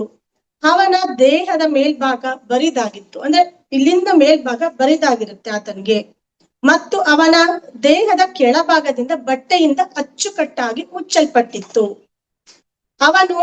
ಅವನ ಪಾದಗಳು ದೊಡ್ಡದಾಗಿದ್ದವು. ಅಂದ್ರೆ 10 ಅಡಿ ಎತ್ತರ ಅಂದ್ರೆ ಮತ್ತೆ ಅದಕ್ಕೆ ಸರಿಯಾಗಿ ಪಾದ ದೊಡ್ಡದಾಗಿರ್ಲೇಬೇಕಲ್ವಾ. ಆ ತರ ದೊಡ್ಡದಾದ ಪಾದ. ಆ ಪಾದದ ಮೊದಲಿನ 2 ಬೆರಳುಗಳ ಅಳತೆ ಒಂದೇ ಆಗಿತ್ತು. ಅಂದ್ರೆ ನಾವು ಹೇಗೆ ಹೆಬ್ಬೆರಳು, ಪಾದದ ಹೆಬ್ಬೆರಳು ಪಕ್ಕದಲ್ಲಿ ಇನ್ನೊಂದು ಬೆರಳು ಹೇಗಿರುತ್ತೆ, ಅದು ಸ್ವಲ್ಪ ಸಣ್ಣ ಇರುತ್ತೆ, ಒಂದು ದಪ್ಪ ಇರುತ್ತಲ್ವಾ. ಅಲ್ಲಿ ಇವ್ರದ್ದು ಆ ತರ ಅಲ್ಲ. ಇವ್ರದ್ದು ಆ 2 ಬೆರಳು ಕೂಡ ಸೇಮ್ ದಪ್ಪ ಮತ್ತೆ ಉದ್ದ ಅದೇ ತರಹದಲ್ಲಿ ಇರ್ತವೆ ಅಂತ ಹೇಳ್ತಾ ಇದ್ದಾರೆ. ನೆಕ್ಸ್ಟ್ ಉಳಿದ 3 ಬೆರಳುಗಳು ಸ್ವಲ್ಪ ಚಿಕ್ಕದಾಗಿದ್ವು ಅಂತ ತಿಳಿಸ್ತಿದ್ದಾರೆ. ಸಿರಿಯನ್ ಮುಖ ಭೂಮಿಯವರಿಗಿಂತ ಬಹಳ ಭಿನ್ನವಾಗಿರಲಿಲ್ಲ. ಅಂದ್ರೆ ಏನೋ ಡಿಫ್ರೆಂಟ್ ಇದೆಯಾ ಹಾಗಾದ್ರೆ, ಅವರ ಫೇಸ್ ಹೇಗಿತ್ತು, ಚೇಂಜಸ್ ಇದೆಯಾ ಅಂತಂದ್ರೆ ಅಂತ ಏನು ಡಿಫ್ರೆನ್ಸ್ ಇರ್ಲಿಲ್ಲ ಅಂತ ತಿಳಿಸ್ತಿದ್ದಾರೆ. ಆದರೆ ಅವನ ಚರ್ಮದ ಬಣ್ಣ ತಿಳಿ ನೀಲಿ ಬಣ್ಣದ್ದಾಗಿತ್ತು. ಅಂದ್ರೆ ಸ್ವಲ್ಪ ಲೈಟ್ ಕಲರ್, ಲೈಟ್ ಶೇಡ್ ಅಲ್ಲಿ ಬ್ಲೂ ಕಲರ್ದಾಗಿತ್ತು ಅಂತ ಹೇಳ್ತಾ ಇದ್ದಾರೆ. ಆತನ ಚರ್ಮದ ಬಣ್ಣ, ನಮ್ಮ ಬಣ್ಣ ಯಾವ ತರ ಇರುತ್ತೆ ಈ ತರ, ಅಲ್ಲಿ ಈ ತರ ಅವರ ಕಲರ್ ಇರುತ್ತೆ. ಕಣ್ಣುಗಳು ಕೂಡ ಸ್ವಲ್ಪ ದೊಡ್ಡದಾಗೆ ಇದ್ವು ಅಂತ ತಿಳಿಸ್ತಾ ಇದ್ದಾರೆ. ಅವನ ಹೆಸರು ಸಫೋನ್. ಆಗ ಒಂದು ದೊಡ್ಡ ಗರುಡ ಪಕ್ಷಿಯು ಆಕಾಶದಲ್ಲಿ ಹಾರಾಡುತ್ತಾ ಇರುವುದನ್ನ ನೋಡಿದೆ. ಮತ್ತು ಅದು ನಿಧಾನವಾಗಿ ಸಫೋನ್ನ ಹತ್ತಿರ ನೆಲದ ಮೇಲೆ ಬಂದು ಇಳಿಯಿತು. ಅದಕ್ಕೆ ತಲೆಯ ಮೇಲೆ ಬೆಳ್ಳಿಯ ಬಣ್ಣವಿತ್ತು ಮತ್ತು ಅದರ ಉಳಿದ ದೇಹ ನವಿಲಿನ ನೀಲಿ ಬಣ್ಣದ್ದಾಗಿತ್ತು. ಅದರ ಗರಿಗಳ ಮೇಲೆ ಅಲ್ಲಲ್ಲಿ ಎರಚಿದಂತೆ ಕಾಣುವ ಕಲಾತ್ಮಕ ಮತ್ತು ಸುಂದರವಾದ ಚಿತ್ರಗಳಿದ್ದವು. ಬಾಬಾಜಿ ನಿಧಾನವಾಗಿ ಸಫೋನ್ನಲ್ಲಿ ವಿಲೀನಗೊಂಡರು ಮತ್ತು ಅವರಿಬ್ಬರೂ ಒಂದಾದರು. ಅಂದ್ರೆ ಆ ಗರುಡ ಪಕ್ಷಿ ಆತನ ವಾಹನ ಆಗಿರುತ್ತೆ, ಆತನ ವೆಹಿಕಲ್. ಇಲ್ಲಿ ನಮ್ಮ ವೆಹಿಕಲ್ಗಳು ಯಾವ ತರ ಸ್ಕೂಟ್ರು, ಕಾರು ಅಥವಾ ಹೇಗೆಲ್ಲ ಇರುತ್ತೆ, ಬೇರೆ ಬೇರೆ ತರದ ವೆಹಿಕಲ್ಸ್, ಅದೇ ತರಹದಲ್ಲಿ ಅವರ ವೆಹಿಕಲ್ ಆ ತರಹದ ಒಂದು ಗರುಡ ಪಕ್ಷಿ ಆಗಿರುತ್ತೆ. ಆ ಗರುಡ ಪಕ್ಷಿ ಬಂದು ಅಲ್ಲಿ ನಿಂತ್ಕೊಂಡಾಗ ಆ ಪಕ್ಷಿಯ ತಲೆಯ ಮೇಲೆ ಕೂಡ ಒಂದು ಬೆಳ್ಳಿ ಬಣ್ಣವಿತ್ತು. ಅದರ ಉಳಿದ ದೇಹ ಕೂಡ ನೀಲಿ ಬಣ್ಣದಾಗಿತ್ತು. ಅದು ಕೂಡ ಡಿಫ್ರೆಂಟ್ ಆಗಿರುತ್ತೆ ಕಲರ್ ಕೂಡ. ಅದರ ಗರಿಗಳ ಮೇಲೆ ಕೂಡ ಅಲ್ಲಲ್ಲಿ ಒಂದು ಡಿಫ್ರೆಂಟ್ ಆಗಿ ಒಂದು ಕಲಾತ್ಮಕ ಅಂದ್ರೆ ಒಂಥರ ಡಿಸೈನ್ ಮಾಡಿದ ರೀತಿಯಲ್ಲಿ ಸುಂದರವಾದಂತ ಚಿತ್ರಗಳು ಕೂಡ ಇರ್ತವೆ. ಆಗ ಇಲ್ಲಿಂದ ಹೋಗಿರ್ತಾರಲ್ವಾ ಬಾಬಾಜಿ, ಆ ವ್ಯಕ್ತಿ ಸಫೋನ್ ಇವರ ರೀತಿಯಲ್ಲೇ ಕಾಣುತ್ತಿದ್ನಲ್ಲ, ಅಂದ್ರೆ ಇವರ ಒಂದು ಜೆರಾಕ್ಸ್ ಪ್ರತಿರೂಪದಂತಿದ್ದ ಆ ವ್ಯಕ್ತಿಯಲ್ಲಿ ಇವರು ಮಿಂಗಲ್ ಆಗ್ತಾರೆ, ಅಂದ್ರೆ ಒಂದಾಗ್ತಾರೆ. ಅವರ ದೇಹದಲ್ಲಿ ಇವರು ಹೋಗಿ ಸೇರ್ತಾರೆ. ಆಗ ಅವರಿಬ್ರು ಕೂಡ ಒಂದಾಗ್ತಾರೆ. ಆಗ ಸಫೋನ್ ಆ ಗರುಡ ಪಕ್ಷಿಯ ಮೇಲೆ ಕುಳಿತುಕೊಂಡು ಹಾರಾಟ ಆರಂಭಿಸಿದನು. ಬಾಬಾಜಿ ಅವ್ರ ಜೊತೆಗೆ ಹೋಗಿ ಸೇರ್ಕೊಂಡ್ಮೇಲೆ ಆ ಸಫೋನ್ ಮತ್ತೆ ಬಾಬಾಜಿ ಇಬ್ರು ಕೂಡ ಒಂದೇ, ಒಬ್ಬ ವ್ಯಕ್ತಿನೇ. ಅಂದ್ರೆ ಇವ್ರು ಈ ಡೈಮೆನ್ಷನ್ ಇರ್ತಾರೆ, ಅವ್ರು ಆ ಡೈಮೆನ್ಷನ್ ಇರ್ತಾರೆ, ಅಷ್ಟೇ ವ್ಯತ್ಯಾಸ. ಆ ಸಫೋನ್ ಅಲ್ಲಿ ಬಂದಾದಾಗ ಅವರು ಆ ಗರುಡ ಪಕ್ಷಿ ಮೇಲೆ ಕೂತ್ಕೊಂಡು ಹೋಗ್ತಾರೆ. ಆ ಗರುಡ ಪಕ್ಷಿಯು ಉನ್ನತ ಪ್ರಜ್ಞೆ ಉಳ್ಳ ಜೀವಿ, ನಾರ್ಮಲ್ ಪಕ್ಷಿ ಅಲ್ಲ. ಅದು ತುಂಬಾನೇ ಒಂದು ಪ್ರಜ್ಞೆ ಇಟ್ಕೊಂಡಿರೋ, ಹಾಗೆ ಉನ್ನತವಾದಂತ ಪ್ರಜ್ಞೆ ಇಟ್ಕೊಂಡಿರೋ ಒಂದು ಜೀವಿ ಅಂತ ತಿಳಿಸ್ತಾ ಇದ್ದಾರೆ. ಆಕಾಶದಲ್ಲಿ ಅವರಿಗೊಂದು ಚೈತನ್ಯದ ಮಾರ್ಗವಿತ್ತು. ಅಂದ್ರೆ ಅವ್ರಿಗೊಂದು ಹೋಗೋದಿಕ್ಕೆ ಅಲ್ಲೊಂದು, ಈಗ ಹೇಗೆ ನಮ್ಗೆ ರೋಡ್ ಎಲ್ಲ ಇರುತ್ತೆ ಇಲ್ಲಿ ಒಂದು ಭೂಮಿ ಮೇಲೆ, ಅದೇ ತರಹದೇ ಅಲ್ಲಿ ಕೂಡ ಅವರಿಗೆ ಚೈತನ್ಯಕ್ಕೆ ಹೋಗೋದಿಕ್ಕೆ ಒಂದು ಮಾರ್ಗ ಕೂಡ ಇರುತ್ತೆ. ಅಂತರಿಕ್ಷದಲ್ಲಿ ವಾಯು ಸಾರಿಗೆ ವ್ಯವಸ್ಥೆ ಇದ್ದಂತೆ ನೋಡಿ. ಆ ಗರುಡವು ತಾನೇ ಒಬ್ಬ ತರಬೇತಿ ಹೊಂದಿದ ವಿಮಾನ ಚಾಲಕನಂತೆ ಆ ಪಥವನ್ನ ಅನುಸರಿಸುತ್ತಾ ಇತ್ತು. ಅವರು ಮುಂದೆ ಹೋದಂತೆಲ್ಲ ಆ ಪಥವು ತ್ವರಿತವಾಗಿ ಗೋಚರವಾಯಿತು ಮತ್ತು ಅಗೋಚರವಾಯಿತು. ಆ ದಾರಿ ಅವ್ರು ಹೋಗ್ತಾ ಇರ್ಬೇಕಾದ್ರೆ ಮಾತ್ರ ಆ ದಾರಿ ಕಾಣಿಸ್ತಾ ಇರತ್ತೆ, ಆ ಪಕ್ಷಿ ಹೋಗ್ಬೇಕಾದ್ರೆ. ಮತ್ತೆ ಅದು ಹೋಗಿ ಮೂವ್ ಆದ್ಮೇಲೆ ಆ ದಾರಿ ಆಸ್ ಇಟ್ ಇಸ್ ಕ್ಲೋಸ್ ಆಗ್ಬಿಡುತ್ತೆ. ಸಫೋನ್ ರೋಮಾಂಚನಗೊಂಡಂತೆ ಮತ್ತು ಆತ್ಮವಿಶ್ವಾಸಿಯಂತೆ ಕಾಣಿಸಿದ. ಈ ಮಧ್ಯೆ ಹಿನ್ನೆಲೆಯಲ್ಲಿ ಸೂರ್ಯಾಸ್ತವಾಗುತ್ತಾ ಇತ್ತು. ಸೀರಿಯಸ್ಗೆ ಅತಿ ದೊಡ್ಡ ಸೂರ್ಯನಿದ್ದಾನೆ. ಅಂದ್ರೆ ಆ ಒಂದು ಸಿರಿಯನ್ ನಕ್ಷತ್ರಕ್ಕೆ ಸಂಬಂಧಪಟ್ಟಂಗೆ ಹೇಳ್ತಿದ್ರೆ, ಆ ಗ್ರಹಕ್ಕೆ ಸಂಬಂಧಪಟ್ಟಂಗೆ ಹೇಳ್ತಿದ್ರೆ, ಅಲ್ಲಿ ತುಂಬಾನೇ ದೊಡ್ಡದಾದ ಸೂರ್ಯನಿದ್ದಾನೆ. ಭೂಮಿಯ ಸೂರ್ಯನಿಗಿಂತ ಅದು ಎಷ್ಟೋ ಪಟ್ಟು ದೊಡ್ಡದಿದೆ. ನಾವ್ ಈ ಭೂಮಂಡಲದ ಸೂರ್ಯನನ್ನೇ ಹಬ್ಬ ಅಂತ ಕಣ್ಣರಳಿಸಿ ನೋಡ್ತಾ ಇರ್ತೀವಿ, ಎಷ್ಟು ಬೆಳಕು ಕೊಡ್ತಾನೆ, ಯಾವ ತರಹದಲ್ಲಿ ಸೂರ್ಯ ಇದ್ದಾನೆ ಅಂತ ನೋಡ್ತಾ ಇರ್ತೀವಲ್ಲ. ಆದ್ರೆ ಅಲ್ಲಿ ಈ ಭೂಮಿಗಿಂತಲೂ ಕೂಡ ಎಷ್ಟೋ ಪಟ್ಟು ದೊಡ್ಡದಂದ್ರೆ ಹೇಳೋದಿಕ್ಕೆ ಆಗಲ್ಲ, ಆ ಲೆವೆಲಿನ ದೊಡ್ಡದಾದ ಒಂದು ಸೂರ್ಯ. ನಮ್ಮ ಗ್ರಹಕ್ಕಿಂತ ಸೀರಿಯನ್ ಮೇಲಿನ ಜೀವನ ಹೆಚ್ಚು ಮುಂದುವರೆದಿದೆ. ಅಂದ್ರೆ ಇಲ್ಲಿನ ಒಂದು ಡೈಮೆನ್ಷನ್ಗಿಂತ ಆ ಡೈಮೆನ್ಷನಿನ ಜೀವನ ಇದೆಯಲ್ಲ, ಆ ಜೀವನ ಒಂದು ರೀತಿ ನೀತಿಯಲ್ಲಿ ಹೇಗಿದೆ ಅಂದ್ರೆ ತುಂಬಾನೇ ಒಂದು ಡೆವಲಪ್ಮೆಂಟ್ ಆಗಿದೆ, ತುಂಬಾನೇ ಡೆವಲಪ್ಡ್ ಹೊಂದಿರುವಂತಹ ಒಂದು ಗ್ರಹ ಅದು. ಇದು ಸುಮಾರು 1700 ಬೆಳಕಿನ ವರ್ಷಗಳಷ್ಟು ದೂರದಲ್ಲಿದೆ. ಯಾವ ತರಹದಲ್ಲಿದೆ, ಡಿಸ್ಟೆನ್ಸ್ ಏನಿದೆ ಅಂದ್ರೆ ಈಗ ಇಲ್ಲಿಂದ ನಾವು ಒಂದು ಕಡೆ ಹೋಗ್ತೀವಿ, ಒಂದು ರಾಜ್ಯಕ್ಕೆ ಹೋಗ್ತೀವಿ, ಒಂದು ದೇಶಕ್ಕೆ ಹೋಗ್ತೀವಿ ಅಂದ್ರೆ ಅದರ ಒಂದು ಡಿಸ್ಟೆನ್ಸ್ ಇರುತ್ತೆ. ಇಷ್ಟು ದೂರ ಇದೆ ಅಂತ, ಇಷ್ಟು ಕಿಲೋಮೀಟರ್ ಅಥವಾ ಇಷ್ಟು ದೂರ ಅಂತ ಕೆಲವೊಂದು ಹೇಳ್ಬಿಡ್ತೀವಿ. ಅದೇ ತರಹದಲ್ಲಿ ಇಲ್ಲಿಂದ ನಮ್ಮ ಡೈಮೆನ್ಷನ್ ಇಂದ ಆ ಡೈಮೆನ್ಷನ್ ಎಷ್ಟು ದೂರದಲ್ಲಿದೆ ಅಂದ್ರೆ 1700 ಬೆಳಕಿನ ವರ್ಷಗಳಷ್ಟು ದೂರ. ಬೆಳಕಿನ ವರ್ಷ ಅದು ಒಂದು ಆಧ್ಯಾತ್ಮಿಕ ವರ್ಡ್ ಆಗಿರುತ್ತೆ. ಅದನ್ನ ಯಾವ ತರ ಅರ್ಥ ಮಾಡ್ಕೋಬೇಕು ನೋಡೋಣ ಮಾಸ್ಟರ್. ಆ ಬೆಳಕಿನ ವರ್ಷಗಳಷ್ಟು ದೂರದಲ್ಲಿದೆ. ಸಿರಿಯಸ್ ಜಗತ್ತು ಭೂಮಿಗಿಂತ ಬಹಳ ವಿಕಾಸ ಹೊಂದಿದೆ, ತುಂಬಾನೇ ಡೆವಲಪ್ ಆಗಿದೆ ಅದು. ಆಗ ಸಫೋನ್ ಹೇಳ್ತಾರೆ, ನಾನು ಸಫೋನ್ ಸಿರಿಯಾದ ನಾಯಕ. ಅಂದ್ರೆ ಆ ಒಂದು ಗ್ರಹದ ನಾಯಕ ಆ ವ್ಯಕ್ತಿ ಸಫೋನ್. ಭೂಮಿಯ ಜೀವಿಗಳಿಗಾಗಿ ನಾವು ಭಾವನಾತ್ಮಕವಾಗಿ ಕಾರ್ಯ ಮಾಡುತ್ತೇವೆ. ಅಂದ್ರೆ ಇಲ್ಲಿ ಸಂಬಂಧಪಟ್ಟ ನಮಗೋಸ್ಕರ, ನಮ್ಮ ಜೀವಕ್ಕೋಸ್ಕರ, ಅಂದ್ರೆ ನಮ್ಮೆಲ್ಲಾ ಜೀವಿಗಳಿಗೋಸ್ಕರ ಇವರು ಒಂದು ಎಮೋಷನಲ್ ಆಗಿ ಒಂದು ಕೆಲಸವನ್ನ ಮಾಡ್ತಾ ಇರ್ತಾರೆ. ನಿಮ್ಮ ಜನರ ಕರೆಯನ್ನ ನಾನು ಯಾವಾಗಲೂ ಕೇಳಿದ್ದೇನೆ. ನಾನು ಅಂತಹ ಬಹಳಷ್ಟು ಜನರ ಸಂಪರ್ಕದಲ್ಲಿ ಇದ್ದೇನೆ ಮತ್ತು ಸಫೋನ್ ಎಂಬ ಹೆಸರಿನಲ್ಲಿ ಸಂದೇಶಗಳ ವಿನಿಮಯ ಮಾಡಿಕೊಳ್ಳುತ್ತೇನೆ. ಅಂದ್ರೆ ಅಲ್ಲಿ ಆ ಜನರ ಯಾರ್ಯಾರು ಒಂದು ಆಧ್ಯಾತ್ಮಿಕದಲ್ಲಿ ಇದಾರ ಅವ್ರ ಜೊತೆಗೆ ಇವರು ಸಂಪರ್ಕದಲ್ಲಿ ಇರ್ತಾರೆ. ಸಂಪರ್ಕ ಮೀನ್ಸ್ ಕನೆಕ್ಟಿವಿಟಿಯಲ್ಲಿ ಇರ್ತಾರೆ. ಅವ್ರು ಏನ್ ಹೇಳ್ತಾರೆ ಅದನ್ನೆಲ್ಲ ಕೇಳ್ತಾ ಇರ್ತಾರೆ. ಹಾಗೆ ಸಂದೇಶ ಅಂದ್ರೆ ಒಂದು ಮೆಸೇಜಸ್ ನ ಕೂಡ ಅವರು ಪಡಿತಾ ಇರ್ತಾರೆ. ನಾನು ಬಾಬಾಜಿಯಾಗಿ ಭೂಮಿಯ ಅನುಭವಗಳನ್ನ ಹೊಂದಲು ಈ ಭೂಮಿಗಿಳಿದು ಬಂದೆ. ಅಲ್ಲಿ ಸಫೋನ್ ಹೇಳ್ತಾ ಇದ್ದಾರೆ, ಅವರು ಬಾಬಾಜಿಯಾಗಿ, ಅವರೇ ಬಾಬಾಜಿ ಈ ಭೂಮಿಗೋಸ್ಕರ ಒಂದು ಅನುಭವ ಹೇಗಿರುತ್ತೆ ಎಕ್ಸ್ಪೀರಿಯನ್ಸ್ ತಿಳ್ಕೊಳಕ್ಕೋಸ್ಕರ ನಾನ್ ಬಂದೆ. ಈ ಕಾರ್ಯದ ಮೂಲಕ ನಾವು ಭೂಮಿಯ ಜೀವಿಗಳೊಡನೆ ನೇರವಾಗಿ ಸಂಪರ್ಕ ಹೊಂದಲು ಬಯಸುತ್ತೇವೆ. ಅಂದ್ರೆ ಆ ಗ್ರಹದಿಂದ ಇಲ್ಲಿ ಒಂದು ಡೈರೆಕ್ಟ್ ಆಗಿ ಕನೆಕ್ಟಿವಿಟಿನ ಇಟ್ಕೊಳ್ಳೋದಕ್ಕೋಸ್ಕರ ಅವ್ರು ಬಂದಿದ್ದಾರೆ. ಅವರ ವಾಸ್ತವಿಕ ಸತ್ಯವು ನಮ್ಮದಕ್ಕಿಂತ ಭಿನ್ನವಾಗಿಲ್ಲ ಎಂದು ಹೇಳ ಬಯಸುತ್ತೇವೆ. ಅಂದ್ರೆ ಇಲ್ಲಿ ನಮ್ಮ ಒಂದು ಭೂಮಿಗೆ ಸಂಬಂಧಪಟ್ಟಾಗ ಅವ್ರು ಹೇಳ್ತಾ ಇದ್ದಾರೆ, ಅವರು ಹೇಗಿದ್ದಾರೆ ಒಂದು ವಾಸ್ತವಿಕತೆಯಲ್ಲಿ ಅದೇ ತರದಲ್ಲಿ ನಾವು ಇದೀವಿ ಅಂತ ಏನು ಚೇಂಜಸ್ ಇಲ್ಲ ಅಂತ ತಿಳಿಸ್ತಿದ್ದಾರೆ. ನಿಮ್ಮ ವಿಚಾರಗಳಲ್ಲಿ ನಿಮ್ಮನ್ನ ಸೀಮಿತಗೊಳಿಸಿಕೊಂಡಿದ್ದೀರಿ. ಅಂದ್ರೆ ಒಂದು ಕರೆಕ್ಟ್ ಎಷ್ಟು ಬೇಕು ಅಷ್ಟಕ್ಕೆ ಒಂದು ಕಟ್ಟೆನ ಕಟ್ಕೊಂಡು ಇಷ್ಟೇ ನಮ್ಮ ಜಾಗ ಅಥವಾ ಇಷ್ಟೇ ನಮ್ಮ ಒಂದು ಯೋಚನೆ ಅಂತ ನಾವ್ ಇರ್ತೀವಲ್ಲ, ಅದ್ರ ಬಗ್ಗೆ ಹೇಳ್ತಾ ಇದೆ. ಅಷ್ಟೇನ ಒಂದು ಲಿಮಿಟೇಷನ್ ಅಲ್ಲಿ ಇಟ್ಕೊಂಡಿದ್ದೀರಾ. ಎಷ್ಟರ ಮಟ್ಟಿಗೆ ಅಂದರೆ ನೀವು ಕಳೆದು ಹೋಗಿದ್ದೀರಿ ಎನ್ನಿಸುವಷ್ಟರ ಮಟ್ಟಿಗೆ, ಏಕೆಂದರೆ ನೀವು ಸತ್ಯವನ್ನ ಮರೆತಿದ್ದೀರಿ. ನಮಗೆ ತಿಳಿಸ್ತಿದ್ದಾರೆ ನಾವು ಸತ್ಯವನ್ನ ಮರ್ತಿದ್ದೀವಿ ಅಂತ. ಆದ್ದರಿಂದ ನಾವು ನಿಮ್ಮ ಪ್ರಯಾಣದಲ್ಲಿ ಸಹಾಯ ಮಾಡಲು ಮತ್ತು ಭೂಮಿಯ ಪ್ರಕಂಪನಗಳನ್ನ ಎತ್ತರಿಸಲು ಬಂದಿದ್ದೇವೆ. ಅಂದ್ರೆ ಈಗ ಯಾರ್ಯಾರು ರೀಡಿಂಗ್ ಕೇಳ್ತಾ ಇದ್ದೀರಿ ಅವ್ರಿಗೂ ಕೂಡ ಇದನ್ನ ಅನ್ವಯಿಸುತ್ತೆ. ನೆಕ್ಸ್ಟ್ ರೀಡಿಂಗ್ ಕೇಳೋರ್ಗು ಕೂಡ, ಯಾರೇ ಯೂಟ್ಯೂಬ್ ಅಲ್ಲಿ ಕೇಳಿದ್ರು ಕೂಡ ಎಲ್ಲರಿಗೂ ಕೊಡ್ತಿರೋ ಇದು ಒಂದು ಮೆಸೇಜ್. ಇದು ಏನೋ ಒಂದು ಬುಕ್ ಅಲ್ಲೇ ಆಗ ಬರ್ದಿದ್ದು ಅಂತ ಅಲ್ಲ, ಅದು ಈಗ ಪ್ರೆಸೆಂಟ್ ನಮ್ಗೆ ಮೆಸೇಜ್ ಕನ್ವೆ ಮಾಡ್ತಾ ಇದ್ದಾರೆ ಈ ಮುಖಾಂತರವಾಗಿ. ಸಾವಿರಾರು ವರ್ಷಗಳ ಹಿಂದೆ ಭೂಮಿಯ ಮೇಲೆ ಪಿರಮಿಡ್ ಗಳನ್ನ ಸ್ಥಾಪಿಸಿದವರು ನಾವೇ. ನೋಡಿ, ಪಿರಮಿಡ್ ಹೇಗೆ ಬಂತು ಈ ಭೂಮಿ ಮೇಲೆ ಅಂತ ಯಾರಿಗಾದ್ರೂ ಒಂದು ಅನುಮಾನ ಇತ್ತು ಅಂದ್ರೆ ಇಲ್ಲಿ ತಿಳಿಸ್ತಿದ್ದಾರೆ. ಆ ಪಿರಮಿಡ್ ಎಷ್ಟೋ ಸಾವಿರಾರು ವರ್ಷಗಳ ಹಿಂದೆ ಇವರೇ ಆ ಗ್ರಹದಿಂದ ಇಲ್ಲಿ ಒಂದು ಸ್ಥಾಪನೆಯನ್ನ ಮಾಡಿದವರು ಪಿರಮಿಡ್ ನ ಇವರೇ ಆಗಿರ್ತಾರೆ. ನಾವು ಈ ಬ್ರಹ್ಮಾಂಡದ ಗಣಿತ ವಿಜ್ಞಾನಿಗಳು. ಈ ಒಂದು ಬ್ರಹ್ಮಾಂಡಕ್ಕೆ ಸಂಬಂಧಪಟ್ಟ ಹಾಗೆ ಒಂದು ಗಣಿತದ ವಿಜ್ಞಾನಿ ಅಂತ ತಿಳಿಸ್ತಿದ್ದಾರೆ. ನಮ್ಮ ಉನ್ನತ ತಾಂತ್ರಿಕ ಕೌಶಲ್ಯಗಳ ಕಾರಣ ನಾವು ಪಿರಮಿಡ್ಗಳ ನಿರ್ಮಾಣ ಕಾರ್ಯದಲ್ಲಿ ತಾಂತ್ರಿಕ ಸಹಾಯ ಮಾಡಲು ಸಮರ್ಥರಾಗಿದ್ದೇವೆ. ಇದು ಭೂಮಿಯ ಪ್ರಕಂಪನಗಳನ್ನ ಮೇಲೆತ್ತಲು ಮತ್ತು ಉನ್ನತ ಪ್ರಜ್ಞೆಯನ್ನು ಹೊಂದಲು ಸಹಾಯ ನೀಡುವ ಸಲುವಾಗಿ. ಪ್ರತಿ ಸಲವೂ ಒಬ್ಬ ವ್ಯಕ್ತಿ ಪಿರಮಿಡ್ಗಳ ಕಡೆಗೆ ನೋಡಿದಾಗ ಈ ಪಿರಮಿಡ್ಗಳು ಹೇಗೆ ವಾಸ್ತವಕ್ಕೆ ಬಂದವು ಎಂದು ಆಶ್ಚರ್ಯಗೊಳ್ಳುತ್ತಾನೆ ಮತ್ತು ಇದರ ಹಿಂದಿನ ರಹಸ್ಯವನ್ನು ಅರಿತುಕೊಳ್ಳಲು ಪ್ರಯತ್ನಿಸುತ್ತಾನೆ.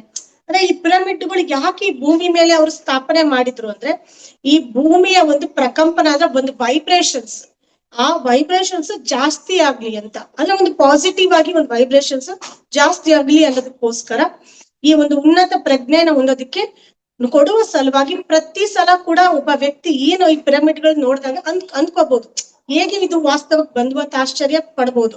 ಆದ್ರೆ ಅದನ್ನ ನಾವೇ ಇಲ್ಲಿ ಸ್ಥಾಪನೆ ಮಾಡಿದ್ದು ಅಂತ ತಿಳಿಸ್ತಿದ್ದಾರೆ. ಇದರ ಹಿಂದಿನ ರಹಸ್ಯವನ್ನ ಅರಿತುಕೊಳ್ಳಲು ಪ್ರಯತ್ನ ಪಡ್ತಾ ಇರ್ತಾನೆ, ಅದನ್ನೆಲ್ಲ ನೋಡ್ತಾ ಇರೋರು ಅಂತ ತಿಳಿಸ್ತಿದ್ದಾರೆ. ಪ್ರಯೋಗ ಮಾಡಲು ಮತ್ತು ಅನುಭವ ಪಡೆಯಲು ಈ ಭೂಮಿಯು ನಮಗೆ ಸುಂದರವಾದ ಸ್ಥಳ. ಅಂದ್ರೆ ಒಂದು ಎಕ್ಸ್ಪೆರಿಮೆಂಟ್ ಮಾಡೋದಿಕ್ಕೆ. ಏನೋ ಒಂದು ವಿಜ್ಞಾನಿಗಳು ಕಂಡುಹಿಡಿತಾರಪ್ಪ, ಏನೋ ಕಂಡುಹಿಡಿದ್ಬಿಟ್ಟು ಒಂದು ಎಕ್ಸ್ಪೆರಿಮೆಂಟ್ ಮಾಡ್ತಾ ಇರ್ತಾರೆ. ಯಾರೋ ವಿಜ್ಞಾನಿಗಳ ಮೇಲೆ ಮಾಡ್ಬೋದು, ಅಥವಾ ಬೇರೆ ಯಾರೋ ಜನಗಳ ಮೇಲೆ ಮಾಡ್ಬೋದು, ಇಲ್ಲ ಅದು ಪ್ರಾಣಿಗಳ ಮೇಲೆ ಮಾಡ್ಬೋದು. ಅದೇ ತರಹದಲ್ಲಿ ಇವರು ಏನೇನೆಲ್ಲ ಮಾಡ್ತಾ ಇರ್ತಾರೆ, ಕಂಡುಹಿಡಿತಾ ಇರ್ತಾರೆ, ಅದನ್ನ ಎಕ್ಸ್ಪೆರಿಮೆಂಟ್ ಮಾಡೋದಿಕ್ಕೆ, ಒಂದು ಪ್ರಯೋಗ ಮಾಡೋದಿಕ್ಕೆ ಈ ನಮ್ಮ ಭೂಮಂಡಲವನ್ನ ಅವರು ತಗೊಂಡಿರ್ತಾರೆ. ಈ ಭೂಮಂಡಲ ಒಂದು ಸುಂದರವಾದ ಸ್ಥಳ ನಮ್ಗೆ ಎಕ್ಸ್ಪೆರಿಮೆಂಟ್ ಮಾಡೋಕೆ ಅಂತ ತಿಳಿಸ್ತಾ ಇದ್ದಾರೆ. ಪಿರಮಿಡ್ ಪರಿಕಲ್ಪನೆಯನ್ನು ಅರ್ಥ ಮಾಡಿಕೊಳ್ಳುವ ಮತ್ತು ಜನರಿಗೆ ಅದನ್ನ ಅರ್ಥ ಮಾಡಿಕೊಳ್ಳಲು ಸಹಾಯ ಮಾಡುವ ಜನರಿಗಾಗಿ ನಾವು ಹುಡುಕುತ್ತಿದ್ದೆವು. ಅಂದ್ರೆ ಈ ಪಿರಮಿಡ್ ಅನ್ನುವ ಒಂದು ಕಾನ್ಸೆಪ್ಟ್ ಇದೆಯಲ್ಲ, ಎಷ್ಟೋ ಜನ ಗೊತ್ತಿಲ್ಲ. ಪಿರಮಿಡ್ ಪಿರಮಿಡ್ ಪಿರಮಿಡ್ ಬರೀ ಹೇಳ್ತಾರೆ, ಆದ್ರೆ ಏನು ಅಂತ ಅರ್ಥ ಆಗಿರಲ್ಲ. ಜಸ್ಟ್ ಓದಿರ್ತೀವಿ ಅವಲ್ವಾ ಸಣ್ಣವರಿದ್ದಾಗೆಲ್ಲ, ಅದ್ರ ಬಗ್ಗೆ ಒಂದ್ ಸ್ವಲ್ಪ ಇರ್ಬೋದು, ಈಜಿಪ್ಟ್ ಪಿರಮಿಡ್ ಹಾಗೆ ಹೀಗೆ ಅಂತ ಓದಿರ್ತೀವಿ, ತಿಳ್ಕೊಂಡಿರ್ತೀವಿ. ಬಟ್ ಅದ್ರ ಬಗ್ಗೆ ನಮ್ಗೆ ಐಡಿಯಾಸ್ ಇರ್ಲಿಲ್ಲ.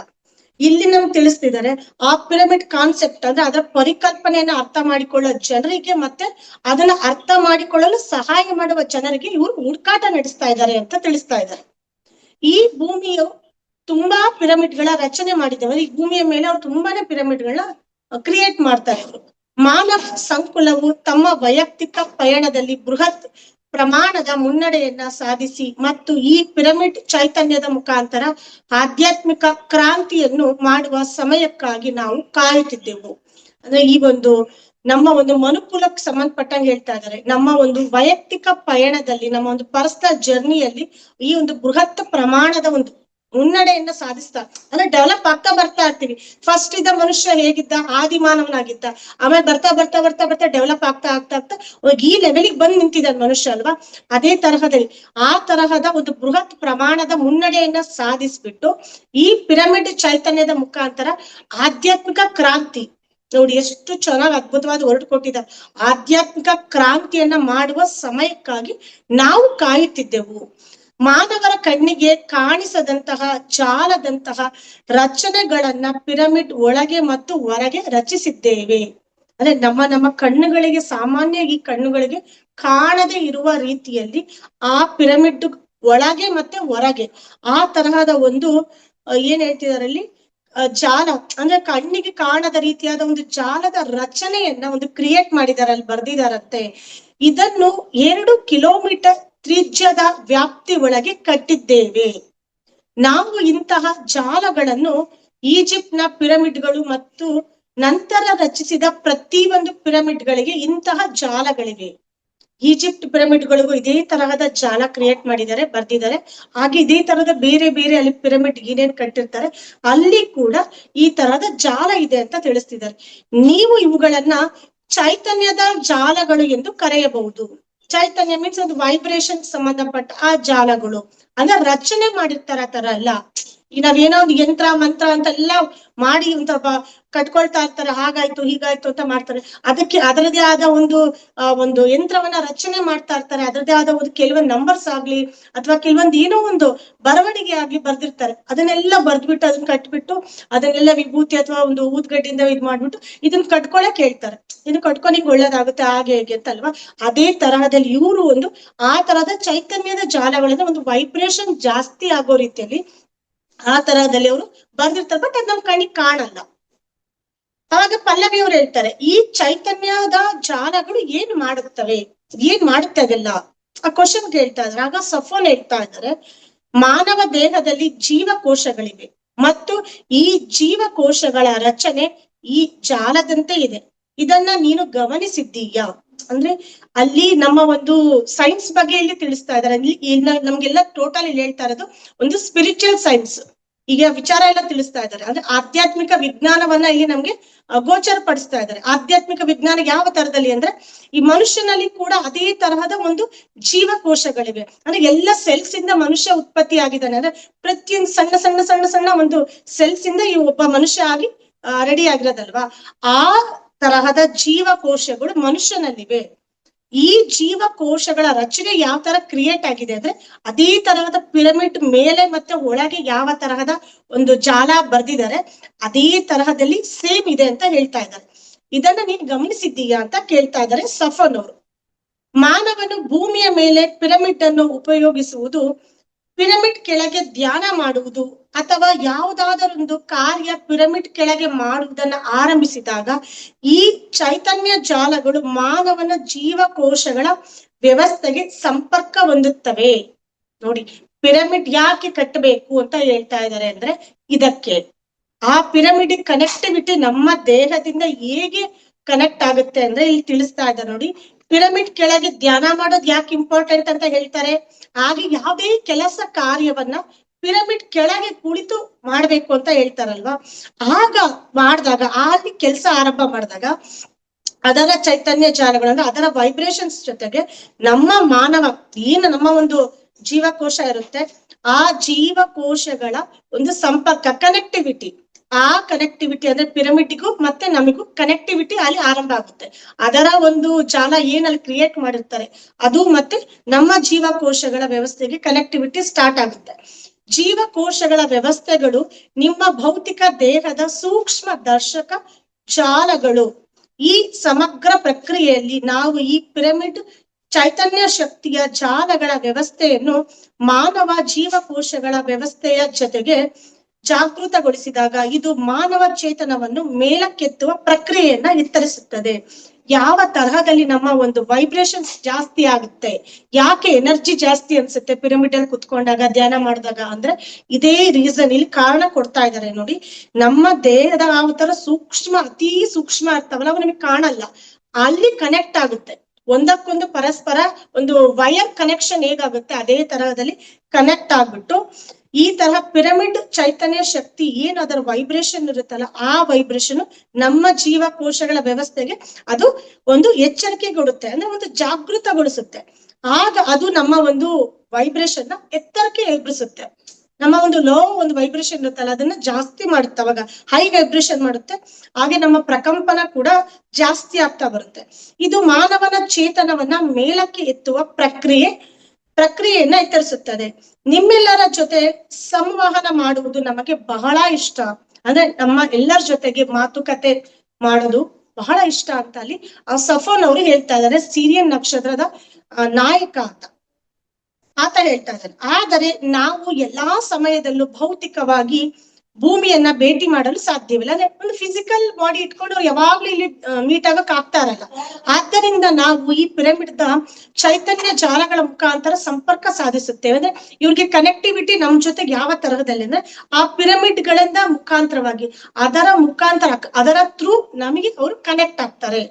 ನಮ್ಮ ಗ್ರಹವು ಎಲ್ಲಿ ನೋಡಿದರಲ್ಲಿ ಪಿರಮಿಡ್ ಗಳಿಂದ ತುಂಬಿದೆ. ಅಂದ್ರೆ ಅವ್ರ ಗ್ರಹ ಎಲ್ಲಿ ನೋಡಿದ್ರಲ್ಲಿ ಪಿರಮಿಡ್ಗಳು ಜಾಸ್ತಿ ಇದೆ, ಆ ತರಹದಲ್ಲಿ ನಮ್ಮ ಗ್ರಹ ಇದೆ ಅಂತ ಹೇಳ್ತಾ ಇದ್ದಾರೆ. ಇದು ಸಿರಿಯನ್ ಜಗತ್ತು ಮತ್ತು ಭೂಮಿಯ ನಡುವಿನ ಸಂಪರ್ಕ ಜಾಲವಿದ್ದಂತೆ. ಯಾವಾಗಲಾದರೂ ನಿಮ್ಮ ಗ್ರಹವನ್ನ ಭೇಟಿ ಮಾಡಿದರೆ ನಾವು ಈ ಚೈತನ್ಯ ಜಾಲಗಳ ಮುಖಾಂತರ ಪ್ರಯಾಣಿಸುತ್ತೇವೆ. ಅಂದ್ರೆ ಅವರು ಯಾವ ತರಹದಲ್ಲಿ ಬರ್ತಾರೆ ಅಂದ್ರೆ ನಾವೊಂದು ದೇಶಕ್ಕೆ ಹೋಗ್ತೀವಿ ಒಂದು ಫ್ಲೈಟ್ ಮುಖಾಂತರ ಹೋಗ್ತಾ ಇರ್ತೀವಲ್ವಾ, ಅದೇ ತರಹದಲ್ಲಿ ಅವರು ಆ ಗ್ರಹದಿಂದ ಇಲ್ಲಿಗೆ ಬರ್ಬೇಕು ಅಂದ್ರೆ ಆ ತರಹದ ಪಿರಮಿಡ್ ಗಳ ಒಂದು ಚೈತನ್ಯ ಜಾಲದ ಮುಖಾಂತರವಾಗಿ ಈ ನಮ್ಮ ಗ್ರಹವನ್ನ ಭೇಟಿ ಮಾಡ್ತಾರೆ. ಈ ಚೈತನ್ಯ ಜಾಲಗಳ ಮುಖಾಂತರ ಪ್ರಯಾಣಿಸುತ್ತೇವೆ. ಈ ಚೈತನ್ಯ ಜಾಲಗಳು ಬೇರೆ ಜಗತ್ತಿಗೆ ಪ್ರವೇಶ ದ್ವಾರದಂತೆ ಕೆಲಸ ಮಾಡುತ್ತವೆ. ನೋಡಿ, ಒಂದು ಅಲ್ಲಿಂದ ಇಲ್ಲಿಗೆ ಬರೋದಕ್ಕೆ ಒಂದು ಪ್ರವೇಶ ದ್ವಾರ ಅಂದ್ರೆ ಒಂದು ಎಂಟ್ರೆನ್ಸ್ ಆ ತರ ಕೆಲಸ ಮಾಡುತ್ತೆ. ನಿಮ್ಮ ಗ್ರಹವು ಬೆಳಕಿನ ಯುಗದಲ್ಲಿ ಜೀವಿಸುವುದನ್ನ ನಾವು ನೋಡ ಬಯಸುತ್ತೇವೆ. ಅಂದ್ರೆ ಈ ಭೂಮಿಗೆ ಸಂಬಂಧಪಟ್ಟಂಗೆ ತಿಳಿಸ್ತಾ ಇದ್ದಾರೆ. ಭೂಮಿಯು ಈಗಾಗಲೇ ಬೆಳಕಿನ ಯುಗವನ್ನ ಪ್ರವೇಶಿಸಿದೆ. ಆ ಬೆಳಕಿನ ಯುಗವನ್ನ ಪ್ರವೇಶ ಮಾಡಿದಕ್ಕೋಸ್ಕರನೇ ಎಷ್ಟೊಂದು ಜನ ಧ್ಯಾನಿಗಳು ಆಗಿ ಹೊರಹೊಮ್ತಾ ಇದ್ದಾರೆ ನೋಡಿ ಮಾಸ್ಟರ್, ಇದೇ ಉದಾಹರಣೆ ಅದಕ್ಕೆ. ಆದರೆ ಮೊದಲು ನಿಜವಾಗಿ ಈ ಬೆಳಕಿನ ಯುಗ ಎಂದರೆ ಏನು ಎಂಬುದನ್ನು ಅರ್ಥ ಮಾಡಿಕೊಳ್ಳೋಣ.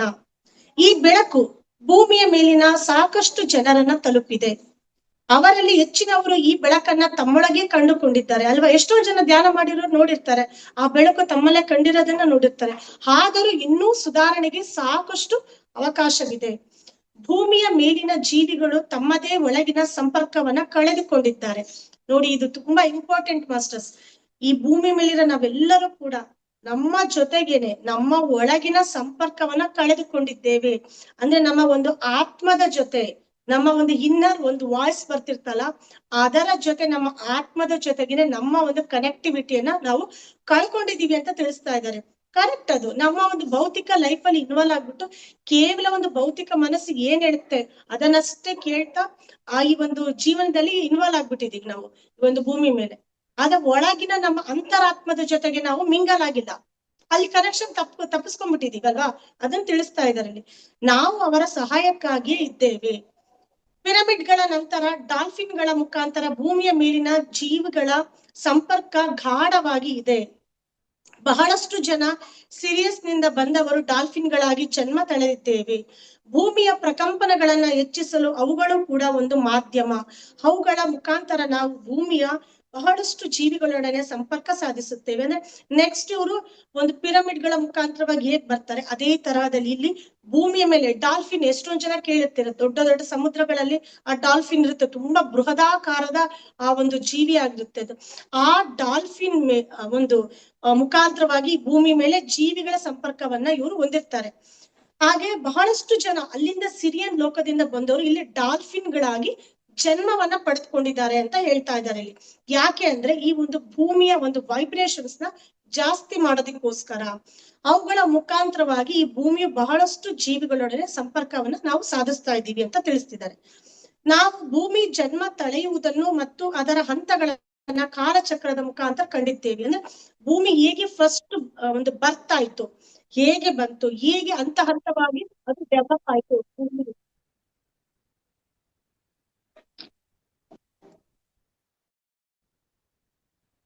ಹೇಗೆ ಹಂತ ಹಂತವಾಗಿ ಡೆವಲಪ್ ಆಯ್ತು ಭೂಮಿ, ಆ ತರವಾಗಿ ಅವರು ಒಂದು ಸಂಪರ್ಕವನ್ನ ಸಾಧಿಸಿರ್ತಾರೆ. ಅಂದ್ರೆ ಯಾವ ತರಹದಲ್ಲಿ ಅದು ಭೂಮಿ ಮುಂದೆ ಬಂತು ಅಂತ. ಭೂಮಿ ನಮ್ಮ ಎರಡನೇ ಕುಟುಂಬ ಮತ್ತು ಎರಡನೇ ಮನೆ ಅಂತ ತಿಳಿಸ್ತಾ ಇದ್ದಾರೆ. ಪಲ್ಲವಿ ಅವ್ರು ಕೇಳ್ತಾ ಇದ್ದಾರೆ, ದಯವಿಟ್ಟು ನಿಮ್ಮ ಮನೆಯ ಬಗ್ಗೆ ಇನ್ನೂ ಹೆಚ್ಚಿಗೆ ಹೇಳ್ತೀರಾ? ಸಿರಿಯನ್ ಅವ್ರು ಕೇಳ್ತಾ ಇದ್ದಾರೆ, ಅದು ಸಿರಿಯನ್ ಅವ್ರಿಗೆ ಇವ್ರು ಕೇಳ್ತಾರೆ. ಸಫೋನ್ ಹೇಳ್ತಾರೆ, ಸಿರಿಯಸ್ ಗ್ರಹವು ನೀವು ಊಹಿಸುವ ಪ್ರತಿಯೊಂದು ಅಂಶದಲ್ಲಿ ತಾಂತ್ರಿಕವಾಗಿ ಬಹಳ ಮುಂದುವರೆದಿದೆ. ಅಂದ್ರೆ ತುಂಬಾನೇ ಒಂದು ತಾಂತ್ರಿಕವಾಗಿ ಒಂದು ಟೆಕ್ನಿಕಲ್ ಆಗಿ ತುಂಬಾನೇ ಒಂದು ಡೆವಲಪ್ ಆಗಿರೋ ಒಂದು ಗ್ರಹ ಅದು. ಭೂಮಿಯ ಮೇಲೆ ಆರಾಮದಾಯಕ ಸಾಧನಗಳಿಗೆ ಜೀವನವನ್ನ ಆರಾಮದಾಯಕ ಹಾಗೂ ಸುಲಭ ಸಾಧ್ಯ ಮಾಡುವ ಸಾಧನಗಳ ಬಗ್ಗೆ ತಂತ್ರಜ್ಞಾನ ಹಾಗೂ ಬೆಳವಣಿಗೆ ಆಗಿದೆ.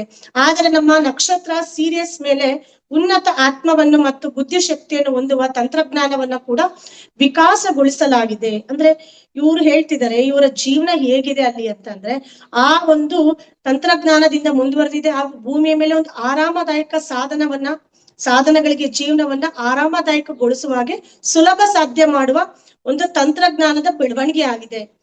ಹಾಗೆ ಇವರ ನಕ್ಷತ್ರ ಏನು ಇದೆ ಅಂದ್ರೆ ಉನ್ನತ ಆತ್ಮವನ್ನ ಮತ್ತು ಬುದ್ಧಿಶಕ್ತಿಯನ್ನು ಹೊಂದುವ ತಂತ್ರಜ್ಞಾನವನ್ನ ವಿಕಾಸಗೊಳಿಸಿದ್ದಾರೆ.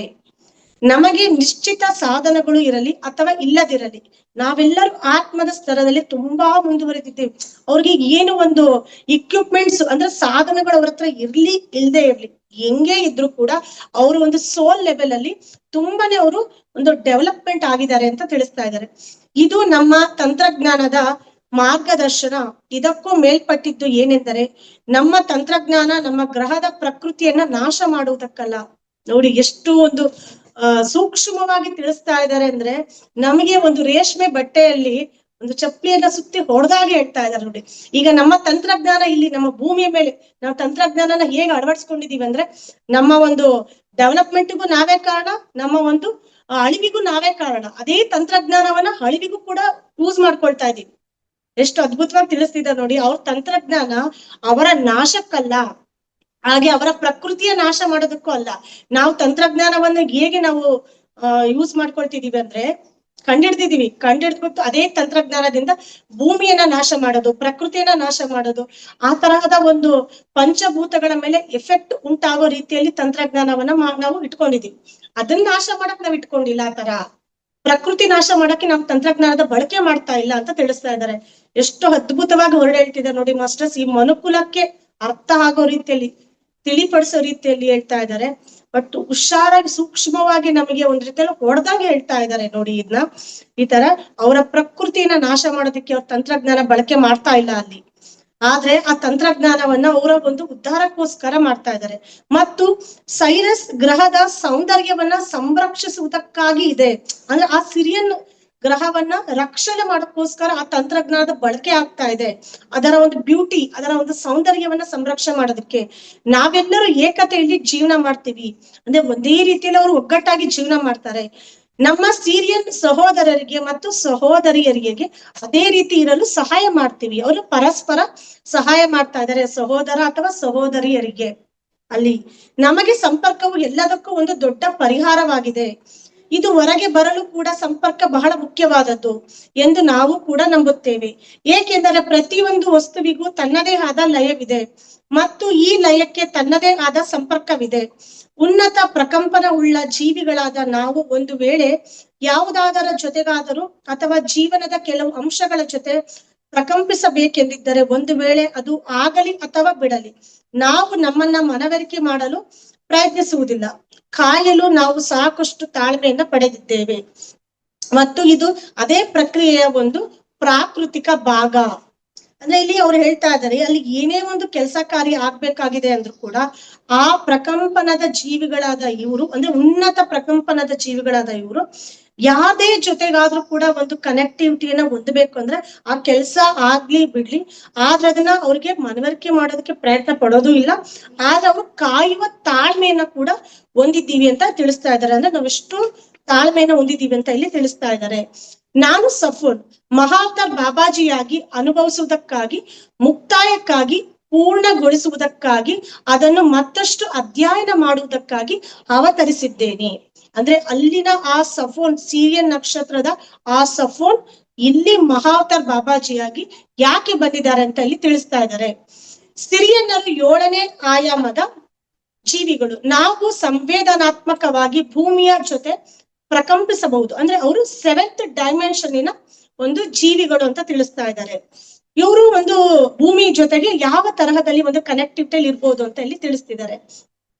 ಇದು ನಮ್ಮ ಹೃದಯಕ್ಕೆ ಬಹಳ ಹತ್ತಿರದಲ್ಲಿದೆ ಮತ್ತು ನಿಮ್ಮ ಗ್ರಹವನ್ನ ನಾವು ನಿಜವಾಗಿ ಪ್ರೀತಿಸುತ್ತೇವೆ. ಪ್ರತಿಯೊಂದು ಆತ್ಮವು ಪ್ರೀತಿ ಮತ್ತು ಸ್ನೇಹವನ್ನ ಬಯಸುತ್ತದೆ ಎಂದು ನಾವು ಆಳವಾಗಿ ಅರಿತುಕೊಂಡಿದ್ದೇವೆ. ಇದೇ ಉದ್ದೇಶಕ್ಕಾಗಿಯೇ ನಾವು ಪೃಥ್ವಿಯ ಜೀವಿಗಳ ಜೊತೆಗೆ ಇಲ್ಲಿದ್ದೇವೆ. ನಿಮಗೆ ನಿಮ್ಮದೇ ಆದ ಭಾವನೆಗಳನ್ನ ಅರ್ಥ ಮಾಡಿಕೊಳ್ಳಲು ಸಹಾಯ ಮಾಡಿಕೊಳ್ಳುವುದಕ್ಕಾಗಿ ನಾವು ಇಲ್ಲಿದ್ದೇವೆ.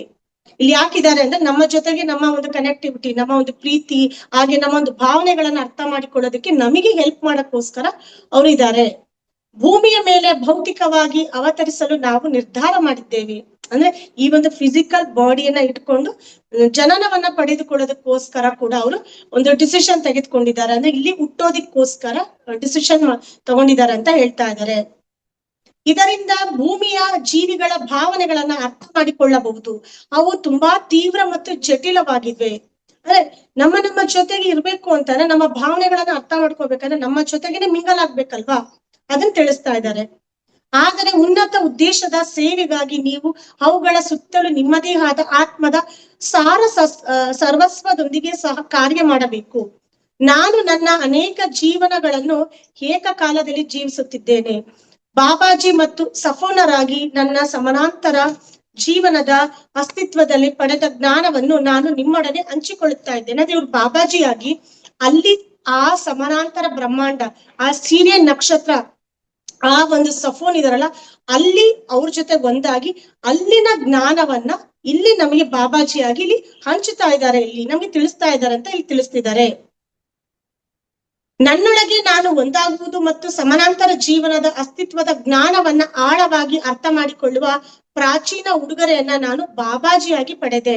ಅಂದ್ರೆ ಇವರು ಅವರೊಳಗೆ ಅವರು ಮಿಂಗಾಲಾಗೋದು, ಹಾಗೆ ಸಮಾನಾಂತರ ಬೇರೆ ಬ್ರಹ್ಮಾಂಡದ ಒಂದು ಜೀವನದ ಜೊತೆಗೆ ಕೂಡ ಅಸ್ತಿತ್ವದ ಜೊತೆಗೆ ಆ ಜ್ಞಾನವನ್ನ ತುಂಬಾ ಡೀಪ್ ಆಗಿ ತೆಗೆದುಕೊಂಡು ಅರ್ಥ ಮಾಡಿಕೊಂಡು ಆ ಜ್ಞಾನವನ್ನ ನಾನು ಉಡುಗೊರೆಯಾಗಿ ಬಾಬಾಜಿ ಆಗಿ ಒಂದು ಉಡುಗೊರೆಯನ್ನ ಅದನ್ನ ಒಂದು ಗಿಫ್ಟ್ ಆಗಿ ಪಡ್ಕೊಂಡಿದ್ದೀನಿ ಅಂತ ಇಲ್ಲಿ ತಿಳಿಸ್ತಾ ಇದ್ದಾರೆ. ಮೇಡಮ್ ಟೈಮ್ ಆಯ್ತು, ಇನ್ನು ಸ್ವಲ್ಪ ಕಂಟಿನ್ಯೂಷನ್ ಇದೆ, ನಾಳೆ ಕಂಟಿನ್ಯೂ ಮಾಡೋಣ. ಹೇಗೆ ಮೇಡಮ್? ಇನ್ನೊಂದು 1.5 ಪೇಜ್ ಏನೋ ಇದೆ. ಇನ್ನು ಎಷ್ಟು ಸಮಯ ಆಗುತ್ತೆ ಮೇಡಮ್? ಇನ್ನೊಂದು 5 or 10 minutes ಆಗ್ಬೋದು ಮೇಡಮ್. ಒಂದು 10 minutes ಅಂತ ಆಗುತ್ತೆ. ಕಂಟಿನ್ಯೂ ಮಾಡಿ. ಮೇಡಮ್, ನನ್ನ ದೃಶ್ಯ ಮತ್ತೊಮ್ಮೆ ಬದಲಾವಣೆ ಆಯ್ತು. ಬಾಬಾಜಿ ಅವರು ಸಫೋನ್ ನಿಂದ ನಿಧಾನವಾಗಿ ಹೊರ ಹೊಮ್ಮುವುದನ್ನ ಕಂಡೆ. ಅಂದ್ರೆ ಆಗ ನೆಕ್ಸ್ಟ್ ಸೀನ್ ಚೇಂಜ್ ಆಗುತ್ತೆ. ಅವ್ರು ಆ ಸಫೋನ್ ಅನ್ನೋ ವ್ಯಕ್ತಿಯಲ್ಲಿ ಮಿಂಗಲ್ ಆಗಿರ್ತಾರಲ್ವಾ, ಇನ್ವಾಲ್ವ್ ಆಗಿರ್ತಾರಲ್ವಾ, ಅಂದ್ರೆ ಒಂದಾಗಿರ್ತಾರ ಅವ್ರ ಜೊತೆಗೆ, ಅಲ್ಲಿಂದ ಹೊರಗ್ ಬರ್ತಾರೆ. ಪ್ರವೇಶ ದ್ವಾರದಿಂದ ಸೇಮ್ ಹೇಗೆ ಹೋಗಿರ್ತಾರೆ ಅದೇ ತರಹದಲ್ಲಿ ಅಲ್ಲಿಂದ ವಾಪಸ್ ಬರ್ತಾರೆ. ಅದನ್ನ ನೋಡ್ತಾರೆ, ಆ ಸೀನ್ ನೋಡ್ತಾರೆ. ಮುಖದ ಮೇಲೆ ಮುಗುಳ್ನಗೆ ಎಂದಿಗೆ ಮರಳಿ ಕೈಲಾಸದ ಕಡೆಗೆ ಹೋಗುವುದನ್ನ ಕಂಡೆ. ಅವ್ರು ಅದೇ ತರದಿಂದ ವಾಪಸ್ ರಿಟರ್ನ್ ಬಂದ್ಬಿಟ್ಟು ನೆಕ್ಸ್ಟ್ ಅವರು ಹೋಗೋದು ಜರ್ನಿ ಎಲ್ಲಿಗೆ ಅಂದ್ರೆ ಕೈಲಾಸದ ಕಡೆಗೆ ಹೋಗೋದನ್ನ ಆ ಸೀನ್ ಪಲ್ಲವಿಯವರು ನೋಡ್ತಾರೆ. ಆಗ ಬಾಬಾಜಿ ಹೇಳ್ತಾರೆ, ನನ್ನ ಕೆಲಸಕ್ಕಾಗಿ ಒಂದು ಸ್ಥಳವನ್ನ ಹುಡುಕುವುದು ನನ್ನ ಮೊದಲ ಕೆಲಸ. ಪ್ರಯಾಣ ಮಾಡುವುದೆಂದರೆ ನನಗೆ ಬಹಳ ಪ್ರೀತಿ ಮತ್ತು ಒಂದೇ ಸ್ಥಳದಲ್ಲಿ ನಾನು ಬಹಳ ಹೊತ್ತು ಇರಲಾರೆ. ಆದರೆ ನನಗೆ ಆತ್ಮದ ನಿಲ್ದಾಣದಂತೆ ಒಂದು ಸ್ಥಳ ಬೇಕು ಎಂಬ ನಿರ್ಧಾರಕ್ಕೆ ಬಂದೆ. ಅದಕ್ಕೆ ಹುಡುಕಲು ಪ್ರಯತ್ನಿಸಿದೆ. ಕುಕುಚೀನ ಆ ಸ್ಥಳವಾಯಿತು. ಅಂದ್ರೆ ಇಲ್ಲಿ ಅವರು ಒಂದು ಕಡೆಗೆ ಇರೋದಿಲ್ಲ ಅಂತ ಹೇಳ್ತಿದಾರೆ. ಅವ್ರ ಕೆಲ್ಸನೇ ಹಾಗೆ, ಎಲ್ಲೆಲ್ಲಿ ಏನೇನೋ ಅಭಿವೃದ್ಧಿಯನ್ನ ಮಾಡ್ಬೇಕಾಗುತ್ತೆ, ಯಾವ ಯಾವ ಸ್ಥಳದಲ್ಲಿ ಹೋಗ್ಬೇಕು, ಯಾವ ಯಾವ ಆತ್ಮಕ್ಕೆ ಕನೆಕ್ಟ್ ಆಗ್ಬೇಕು, ಅಲ್ಲೆಲ್ಲ ಅವರು ಜರ್ನಿ ಮಾಡ್ತಾ ಇರ್ತಾರೆ. ಇವ್ರಿಗೂ ಆ ಕೆಲಸ ಇಷ್ಟ ಅಂತಾರೆ. ಒಂದೇ ಕಡೆ ಇರೋದು ಇವ್ರಿಗೆ ಇಷ್ಟ ಆಗಲ್ಲ. ಬಾಬಾಜಿ ಅವ್ರಿಗೆ ಪ್ರಯಾಣ ಮಾಡುವುದೆಂದರೆ ಅವ್ರಿಗೆ ಬಹಳ ಇಷ್ಟ, ಅಷ್ಟೇ ಪ್ರೀತಿ ಕೂಡ. ಆದರೆ ನನಗೆ ಆತ್ಮದ ನಿಲ್ದಾಣ ಇದ್ದಂತೆ ಒಂದು ಸ್ಥಳ ಕೂಡ ಬೇಕು. ಅಂದ್ರೆ ಒಂದು ರೆಸ್ಟ್ ಮಾಡಕ್ಕೆ ಆಗಿ ನನ್ಗೆ ಒಂದು ಪ್ಲೇಸ್ ಬೇಕು. ಆ ಪ್ಲೇಸ್ ಯಾವುದು ಅಂದ್ರೆ ಅಲ್ಲಿ ಒಂದು ಕುಕುಚಿನ ಅನ್ನುವ ಒಂದು ಪ್ಲೇಸ್ ಬಗ್ಗೆ ತಿಳಿಸ್ತಾ ಇದ್ದಾರೆ. ಭೂಮಿಯ ಮೇಲೆ ಆತ್ಮದ ಕಾರ್ಯ ವಿಧಾನವನ್ನು ಮತ್ತು ನಾನು ವಹಿಸಬಹುದಾದ ಪಾತ್ರವನ್ನು ಆಳವಾಗಿ ಅರ್ಥ ಮಾಡಿಕೊಳ್ಳಲು ನಾನು ಈ ಸ್ಥಳದಲ್ಲಿ ಧ್ಯಾನ ಮಾಡಿದೆ.